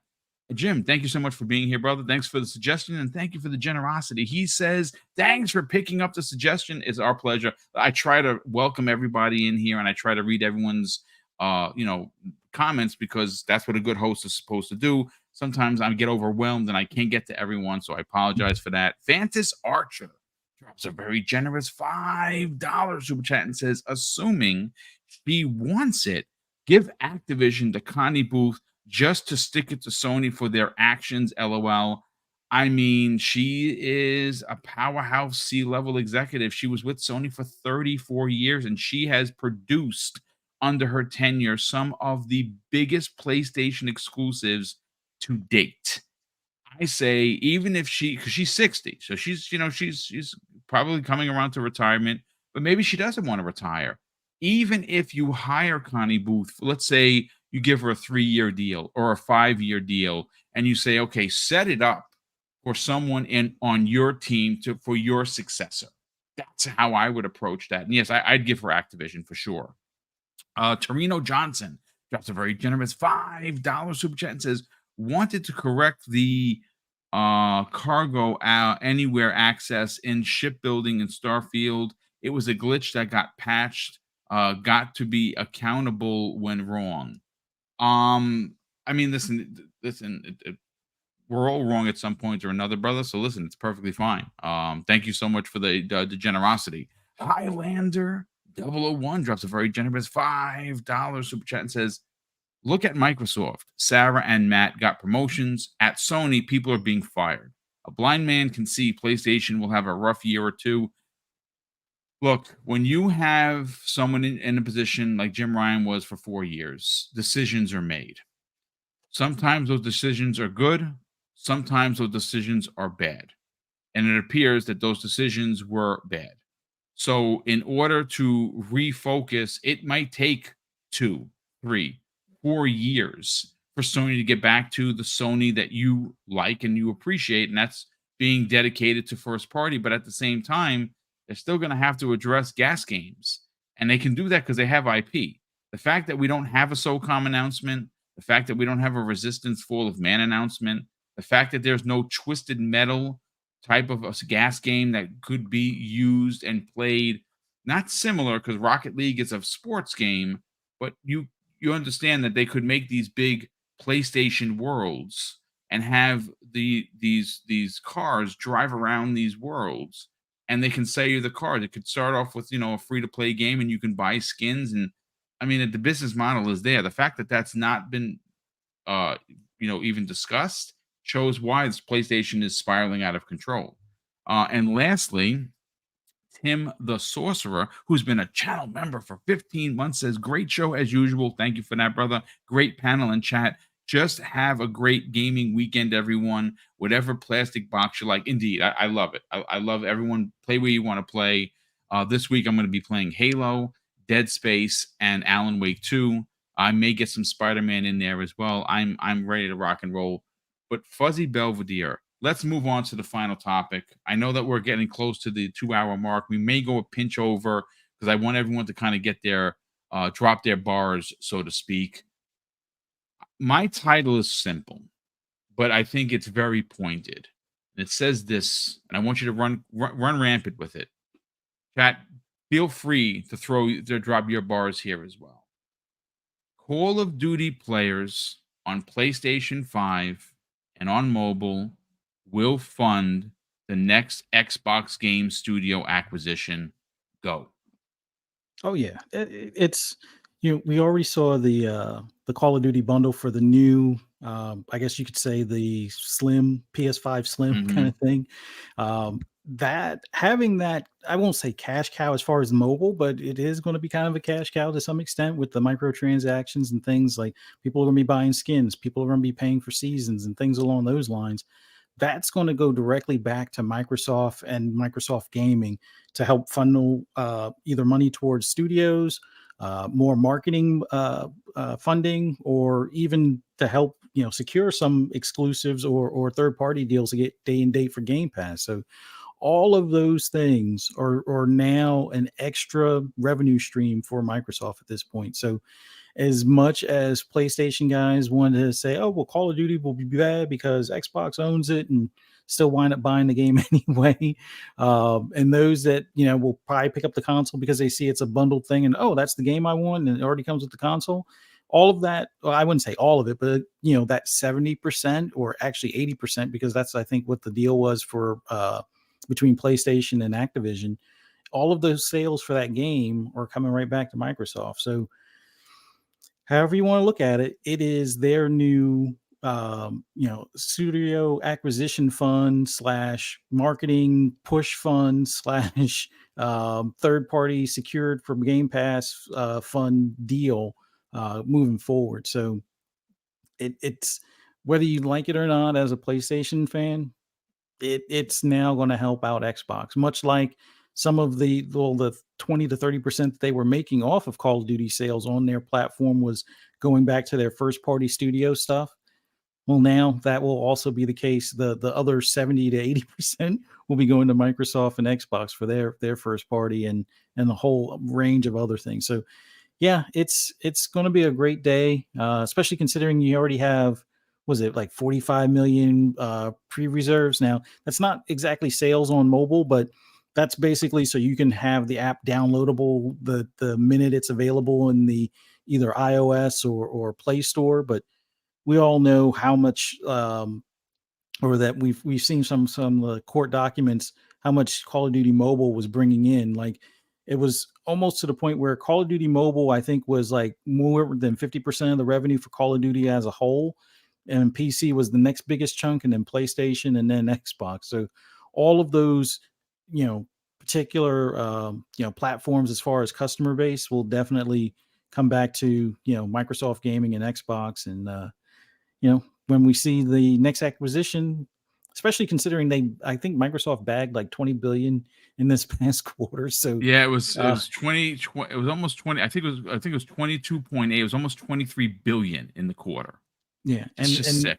Yeah, and they're not even really counting the ABK funding coming in just yet. I mean, that already goes to show that the money spent is already kind of returned, or they've already got or made an additional amount of money with all of the hype surrounding the ABK movement forward and so forth. So, yeah, next year, was it like E3 / Microsoft ABK Bethesda showcase next year when they announce some new studios, or if they announce a new studio in January, like they did, a couple of years ago, you can expect that anything that is coming from, Call of Duty now is going back into the gaming fund for, Microsoft and Xbox. So be happy as an Xbox fan and as a PlayStation fan. Thank you for your support.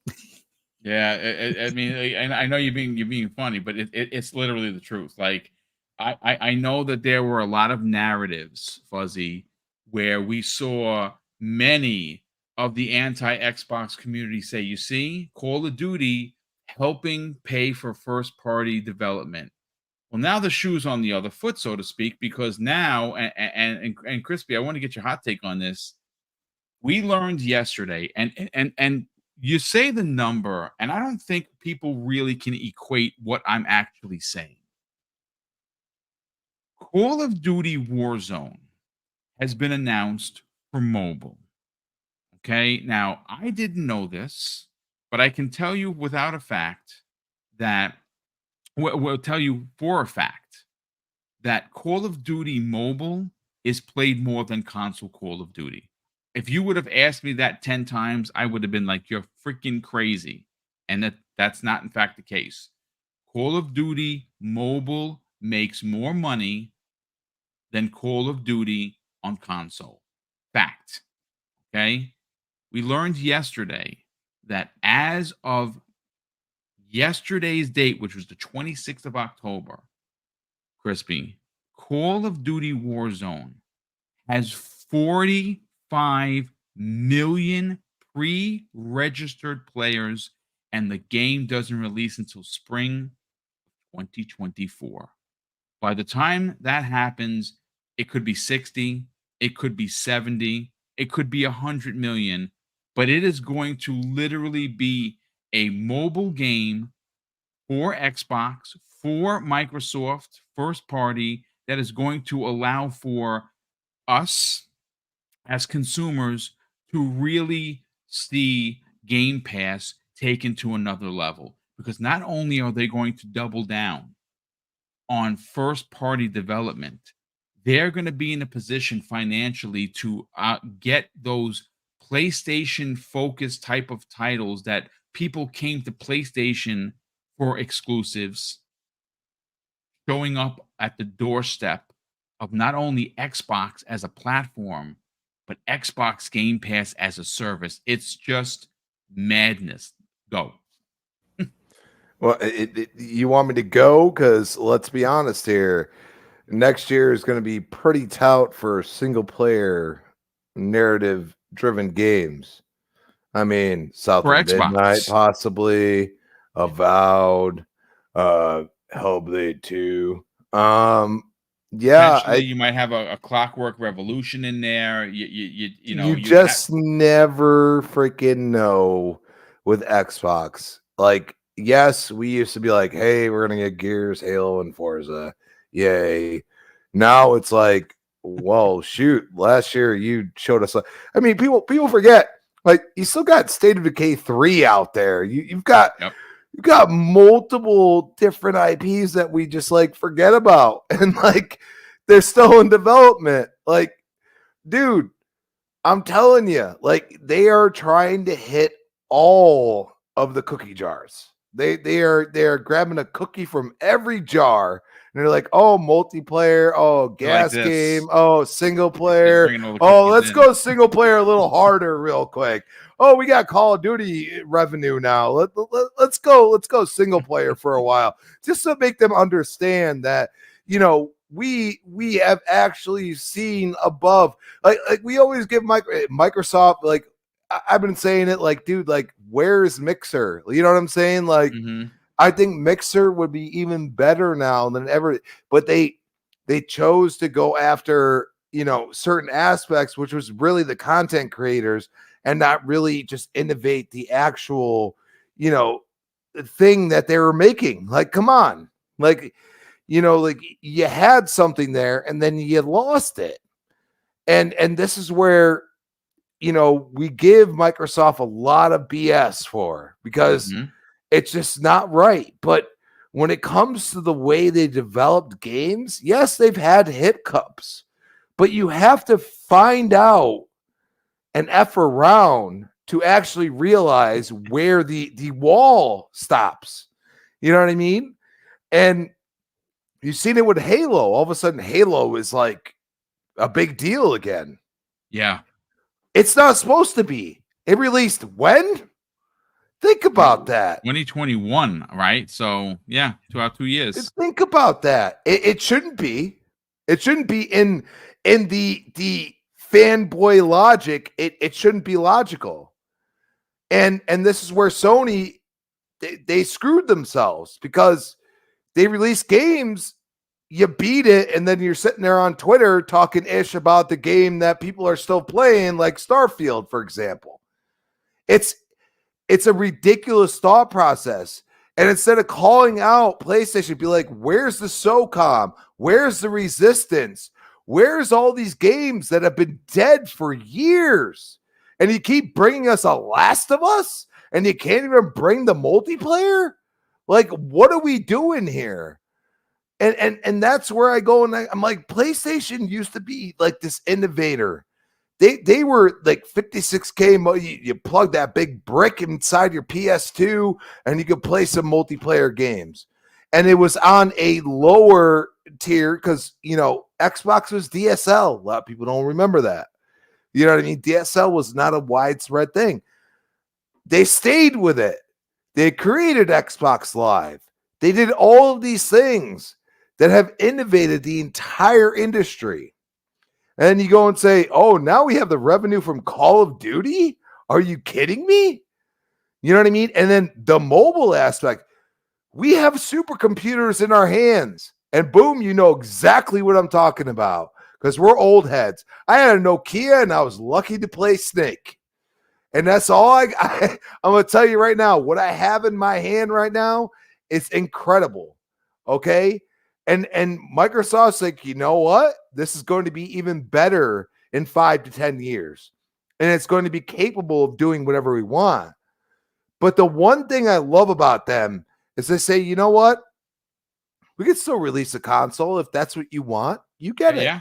You play get it. That's the whole point. And they've been, and everybody clowned us for saying, you know what? That's not the worst idea I ever heard. Releasing on PC, that's not the worst idea I ever heard. Okay, I was a PC gamer at one point for like 3 to 4 years. You know what I mean? Like, and this was early when it wasn't anything. It's not even close to what it is now. And I look at, and I'm like, this phone has the capability of doing things that I never thought possible. Okay. And some of us that are, older, 30 plus are like, dude, this is something special. And then you bring up what I said about, the Japanese market. Like, they're not actually buying physical discs. No. For the most part. That went away years ago. That population is much higher than what they're showing. For all of it, you could add all those games up. Their population is huge. Okay. And it is skyscrapers and everything else. And it is internet connectivity and just, like they could sit there and stare at their phone and just do what the hell they want on that phone. And it's all with their Wi-Fi and everything else. Not everyone's the same. Like, we are super spread apart. Like, yes, we have our, like, in New York's and Los Angeles's and all that. But we are very spread apart. And as we've come about, not everybody's going to want to buy an actual console. And that's the point. Microsoft's like, it's okay. You don't have to. And PlayStation's the exact opposite still. Yep. Like, imagine, like I said, if they released Spider-Man 2 on PC. I think it would have sold gangbusters. It would have at least doubled up the numbers. You probably have, instead of 2.5 million player, sales in the first day, you probably would have had 5 million easily. And that's the point. Like, Xbox has already embraced this. They've already done this. Yes, they provide. You can buy it on Steam. You can buy it on Game Pass. Just subscribe to Game Pass is what I should have said. You could do all of these things, and this is where, like, the Call of Duty, Warzone Mobile, if they have that many players, they're probably going to be like, you know what? Let's bring them into Game Pass. Okay, you got to pay the $17, $18 a month, and you get all the games. You know what I mean? And you can get them on your Xbox, PC, and mobile, or you bring out a mobile Game Pass, which we're all. I've been talking about that for years. And then Candy Crush, dude. My girl would go ham on that. Phil Spencer was playing Candy dude. Crush on his Series X. That was reported by numerous people in the community. That's coming. That's around. And you know what? Why not? Yeah, exactly. Why not? Like, hey, like I could play on a big screen Candy Crush, and that's my love. Like, there are people that are like that. I understand that us hardcore, like, oh, I ain't down for that. Like, I've never played Candy Crush. I want you to understand. And I'm playing Candy but my Crush girl plays Candy Crush like nothing. She plays all of these mobile games. Like, she'll go from mobile to mobile to mobile, and she's got an old phone. And like sometimes I'm laughing at her because I'm like, you have too many games downloaded. What are you doing? Like, that's why your phone's not working correctly. You got too much memory taken up. You know what I mean? Like, it can't do the functions. Like, when it has an update, it's like, nah, bro. Like, I tried to explain that to her, and she laughs at me. She doesn't care. But if she could just boot up the Xbox and play Candy Crush while I'm at work, she gonna do it. I'm telling you right now. You may actually have to buy another Xbox. That I have a funny feeling. Another S for sure. Something. Yeah, no doubt about it. Listen, before we did get the last two super chats and we get everyone to do the outros, folks, I do want to hear what Dreadful has to say. Look, Call of Duty is a big brand. It's why Microsoft fought so hard to acquire ABK, and we know that, and it's the truth. The most pointed part of the acquisition was mobile. And that's and what we're seeing with the potential of, and again, I don't make a dime from this, folks. They're not giving me any money. But again, I'm looking at it from a consumer's point of view. We as consumers are going to have more choice in Xbox Game Pass. We're going to get more value for our service. And we're going to potentially get more studio acquisitions to bring us more content. So it is a W for all gamers and all Xbox players. What are your thoughts on the fact that PlayStation 5 gamers as well as mobile players are literally going to be funding the next studio acquisition for Microsoft? I think the first thing we need to do is like this show. We need to share it out and make sure we get some more people to listen on this. I meant to say it on the last go around, but we kind of got off on some tangents. But no, seriously, this, I mean, that's what you want to do. This is business 101, right? You want to get your marketing out there. You want to get your competitors to pay for you, right? You want that out there. You want to be able to put your stuff out wherever it is that, even though your competitors are making money, you're making money off of them, right? And it's to the point where if they were to, because I saw WB being brought up earlier, the only way they're going to get WB would be if the IPs come with it. And right now, with the way that Sony and PlayStation is fumbling and going in a downward spiral, it's going to be a hard sell for them to get WB. I know they still want them, but it's getting less and less unlikely. But I know there's still interest there. Now, when you think about this, right, Apple has stated iPhone is the next replacement console. What does that mean? Everybody laughed at that. But wait a second. We were just talking about the mobile market. How huge is the mobile market? How huge is Call of Duty right now on the mobile market? We've been talking about it. UK Dazarus, when it first came out on the mobile market, was playing and dominating. Right? So you look at that and you're like, oh wow, this is how big this market is getting. And people forget, we want these physical medias, right? Well, how do you get physical media on a cell phone market? You don't. Oh, wait, did we forget that for years, the PC master race has been digital? Did we forget that? it's heading into that section. The category of digital is going to be your only choice if you think about it, because again, cell phone market is going to become the console. And the fact that we actually have currently right now these generations, and we know that the next generation is going to be console again, physical console, so we won't have to rely on our phones, is huge. And if you think about it, again, this is what you want. You want to build your library, you want to build your assets and make profit off of it to build up, right? As creators, what do? We want to put money into what we do, and build up, right? You guys are buying games and building up your libraries so you can play the stuff later on. It doesn't matter when, you can buy it now. I mean, Alone in the Dark, I want to play, right? Alan Wake just came out. I want to play it, but I can't justify it right now with everything that I'm doing. I'm doing stuff right now that is building up myself, right? My company, my family, I'm building up. I will spend it when it's time to spend. And this is the same scenario with Microsoft and Xbox. It'll be when it's time to spend, we'll spend. Right now, it's time to get their ducks in a row, make sure management's in the right place, make sure that they can provide the value content that they've been proposing to us this whole time, right? And move on.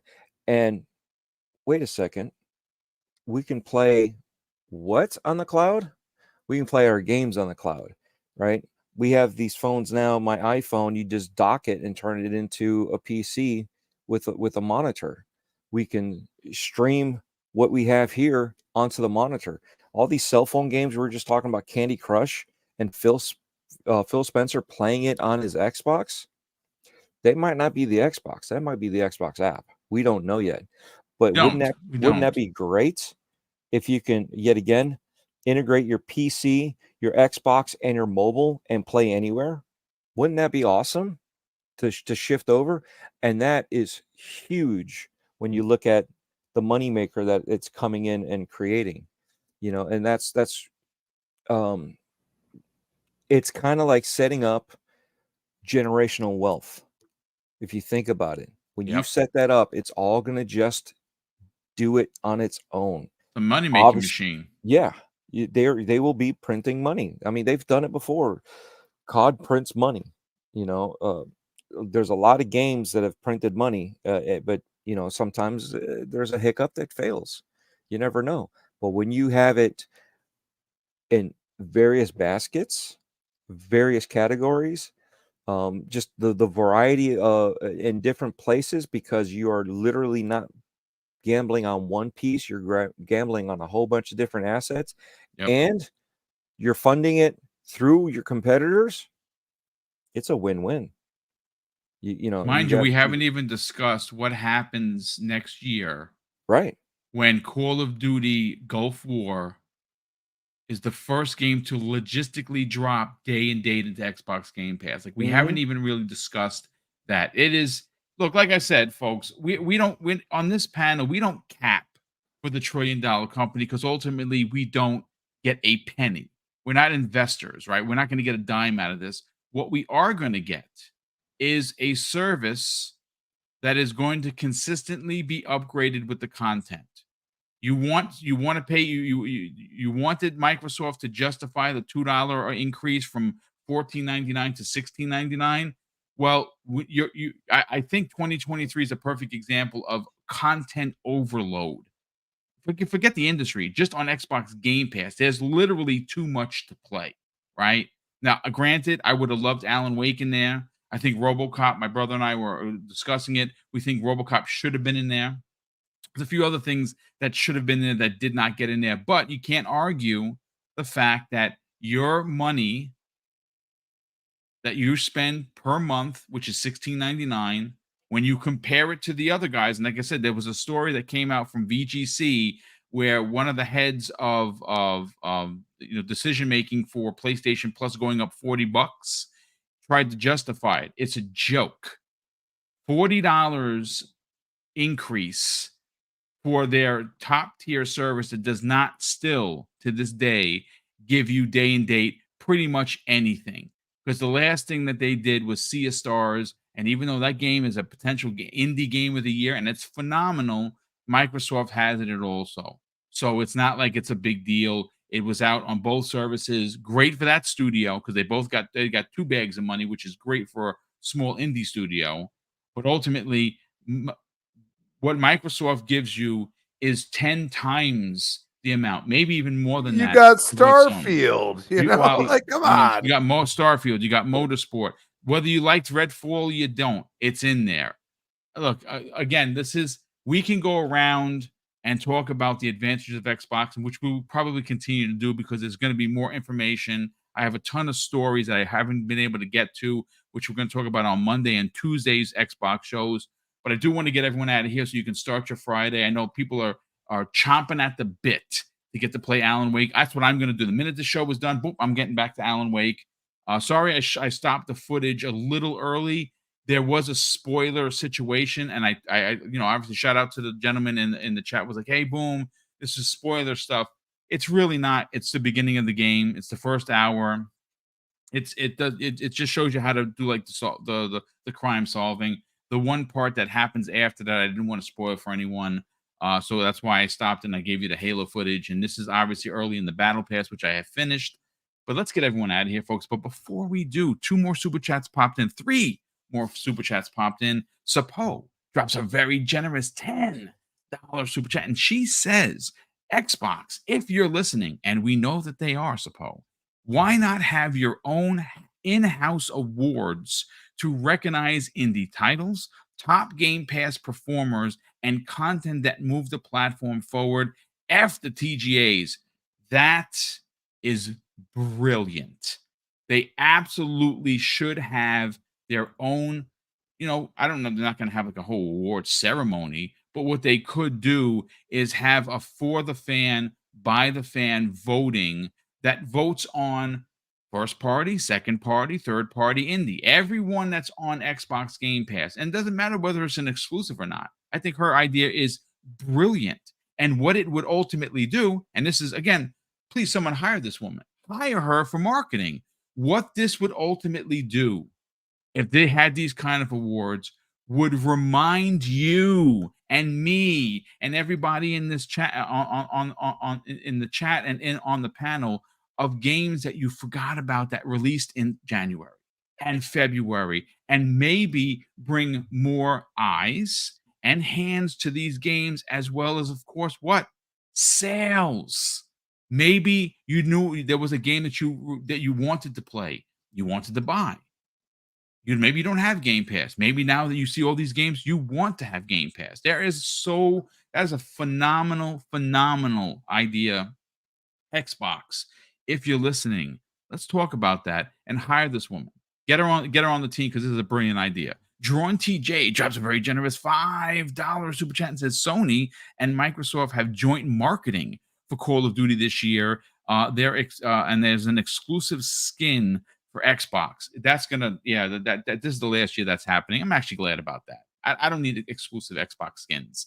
Sony's has rubbed that in the face of Xbox gamers for years. I'm honestly just glad it's going away. Alex Ferreira drops a very generous $250 super chat. So thank you so much for the generosity. £250 super chat. Hola, it makes sense. A sugar cube for welcome, Alex. And he says, and this is funny, folks, it makes sense that Spider-Man turned into a sugar cube because of ponies. Oh my goodness, the slander. And last and no way least, Bold Alpha Wolf Pack drops an additional, very generous $2 super chat and says, if you haven't played Moonscars, it's worth it. Indeed, it freaking is. Phenomenal game. But let's get everyone out of here. And we'll start first with Fuzzy Belvedere. By all means, brother, sell the brand. We got to get you to 1K. That's it. Drop the link into the chat, please, for the love of Joe, folks. If you appreciate the work that I do, if you trust the opinions that I put out there 5 days a week, Monday through Friday, I'm here to tell you that Fuzzy Belvedere has an amazing, astounding, channel dedicated to, of course, racing, but he also talks about here, there, and he goes here, there, and everywhere in the gaming conversation. Please subscribe. I'd love to see him hit 1K. It'd be a really big deal for him, and an even bigger deal for me to help another content creator cross a very, very important, boundary, or across the finish line of something that's incredibly important to anyone that is a content creator. You get to 1,000, you become a partner. It's a big deal, folks. It is a really, really big deal. And if you appreciate and trust what I say, please get over there and subscribe. By all means, brother, sell the brand. Well, just want to thank you as always for having me on. Greatly appreciate it. And always appreciate being on here with you guys, with Crispy and Dreadpool. And shout out to Web Dave. I know he had some last minute stuff, but shout out to him as well. And always, Boom, always greatly appreciate your help within this community and everything that you do. For those that want to hear my rambles and rants on anything gaming related, just follow me on the app formerly known as Twitter at fuzzy_Belvedere.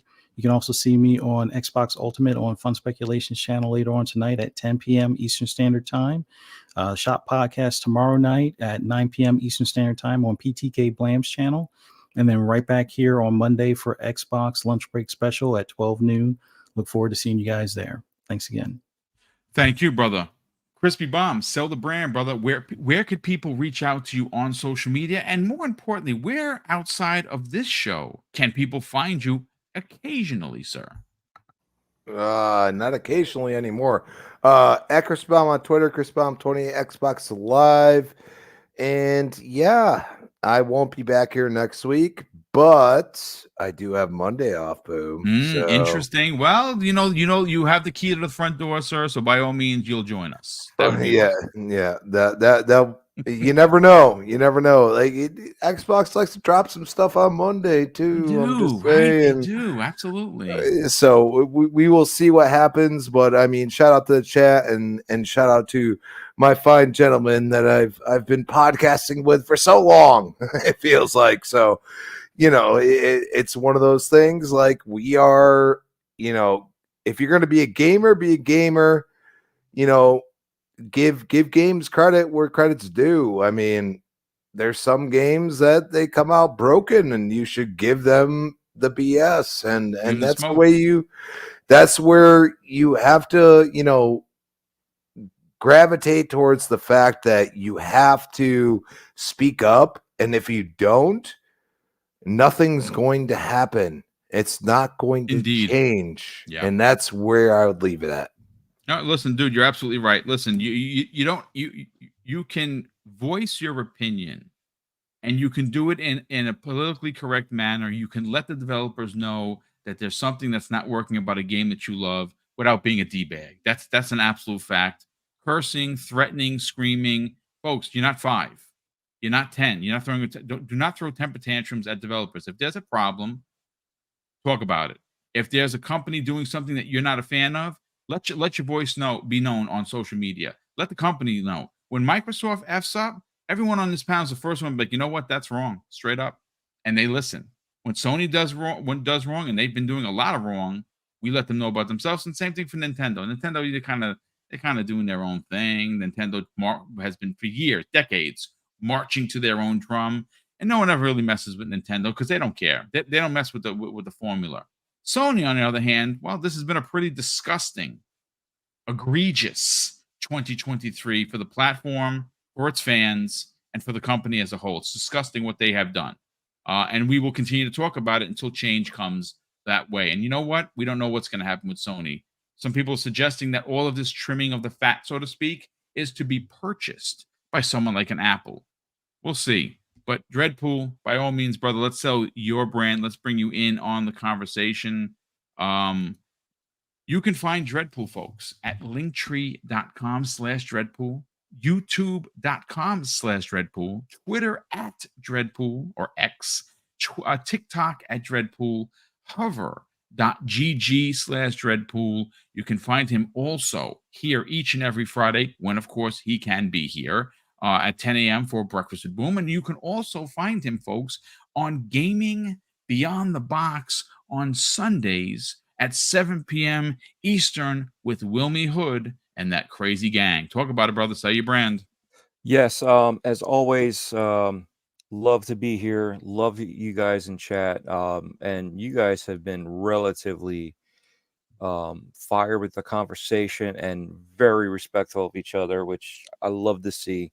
I love to see chat interact with each other, difference of opinions, but yet still be respectful of each other. So no banning, none of that stuff. Didn't even have to worry about that. You guys are awesome. But again, thanks to the panel for being here and creating this wonderful show. We got to get Fuzzy up there too. You know, Fuzzy's like right there, man. You know, we got to get him some love too. He does do wonderful work, and you know, Crispy's crispy. He will tell you his truth until he gets his Indeed, he channel. will. Yes, yeah, follow him so that way when he does push out his channel, he's ready to rock and roll. But again, thank you. Game Beyond the Box, and you know, with Breakfast with Boom, you guys know my October is really booked, so you never know when you're going to see me. I'm obviously not going to be there this Sunday. I'm going to try to be there and chat and say hello to everybody. But definitely check out the YouTube. It's Dreadpool. All link. I've already put the link in the chat, and I'll do it again real fast. I've got a whole bunch of horror content with Halloween houses and stuff like that. It's just the shorts are funny. Some of the stuff that I've had for Good Morning Xbox, because I haven't been able to again be there to help out with things. I've thrown shorts out there for them. We just you know, last night went to Hollow Scream. Last week we did Universal Studios. This past weekend we did which was graciously, I got to thank the Orlando Fairgrounds for giving me media passes and letting me go. So be prepared to see that video also. I need them to approve it once I'm done. We just had some personal family stuff going on that I had to like step away from work and everything. So again, love you guys. I appreciate everything you guys do and help us out with everything. So I don't know what else to say, but oh yes, definitely, as always, anytime. It doesn't matter just because I said it during the holidays. Any time of the year, 365 DMs are open. I will listen. I may interject here and there, but I am not a professional. But if you just need somebody to vent to, I'm one of the guys that you can do that. Boom, I forgot the number you said. Was it 988 or 988 is the 988? suicide hotline for here in the United States. It is 7 days a week, Monday through Friday, 24 hours a day, 365 days a year. You can do have conversations anonymously, and it don't cost you anything. If you're struggling, folks, if you need help, if you need someone to talk to, definitely shout out to Katie Babs over at Sirius on Octane. She talks about it every day, and I want to take her platform. I want to kind of pay it forward and listen. Don't be afraid. If you need help, you need help. It's okay. It's okay to need help. It's okay not to be okay, folks.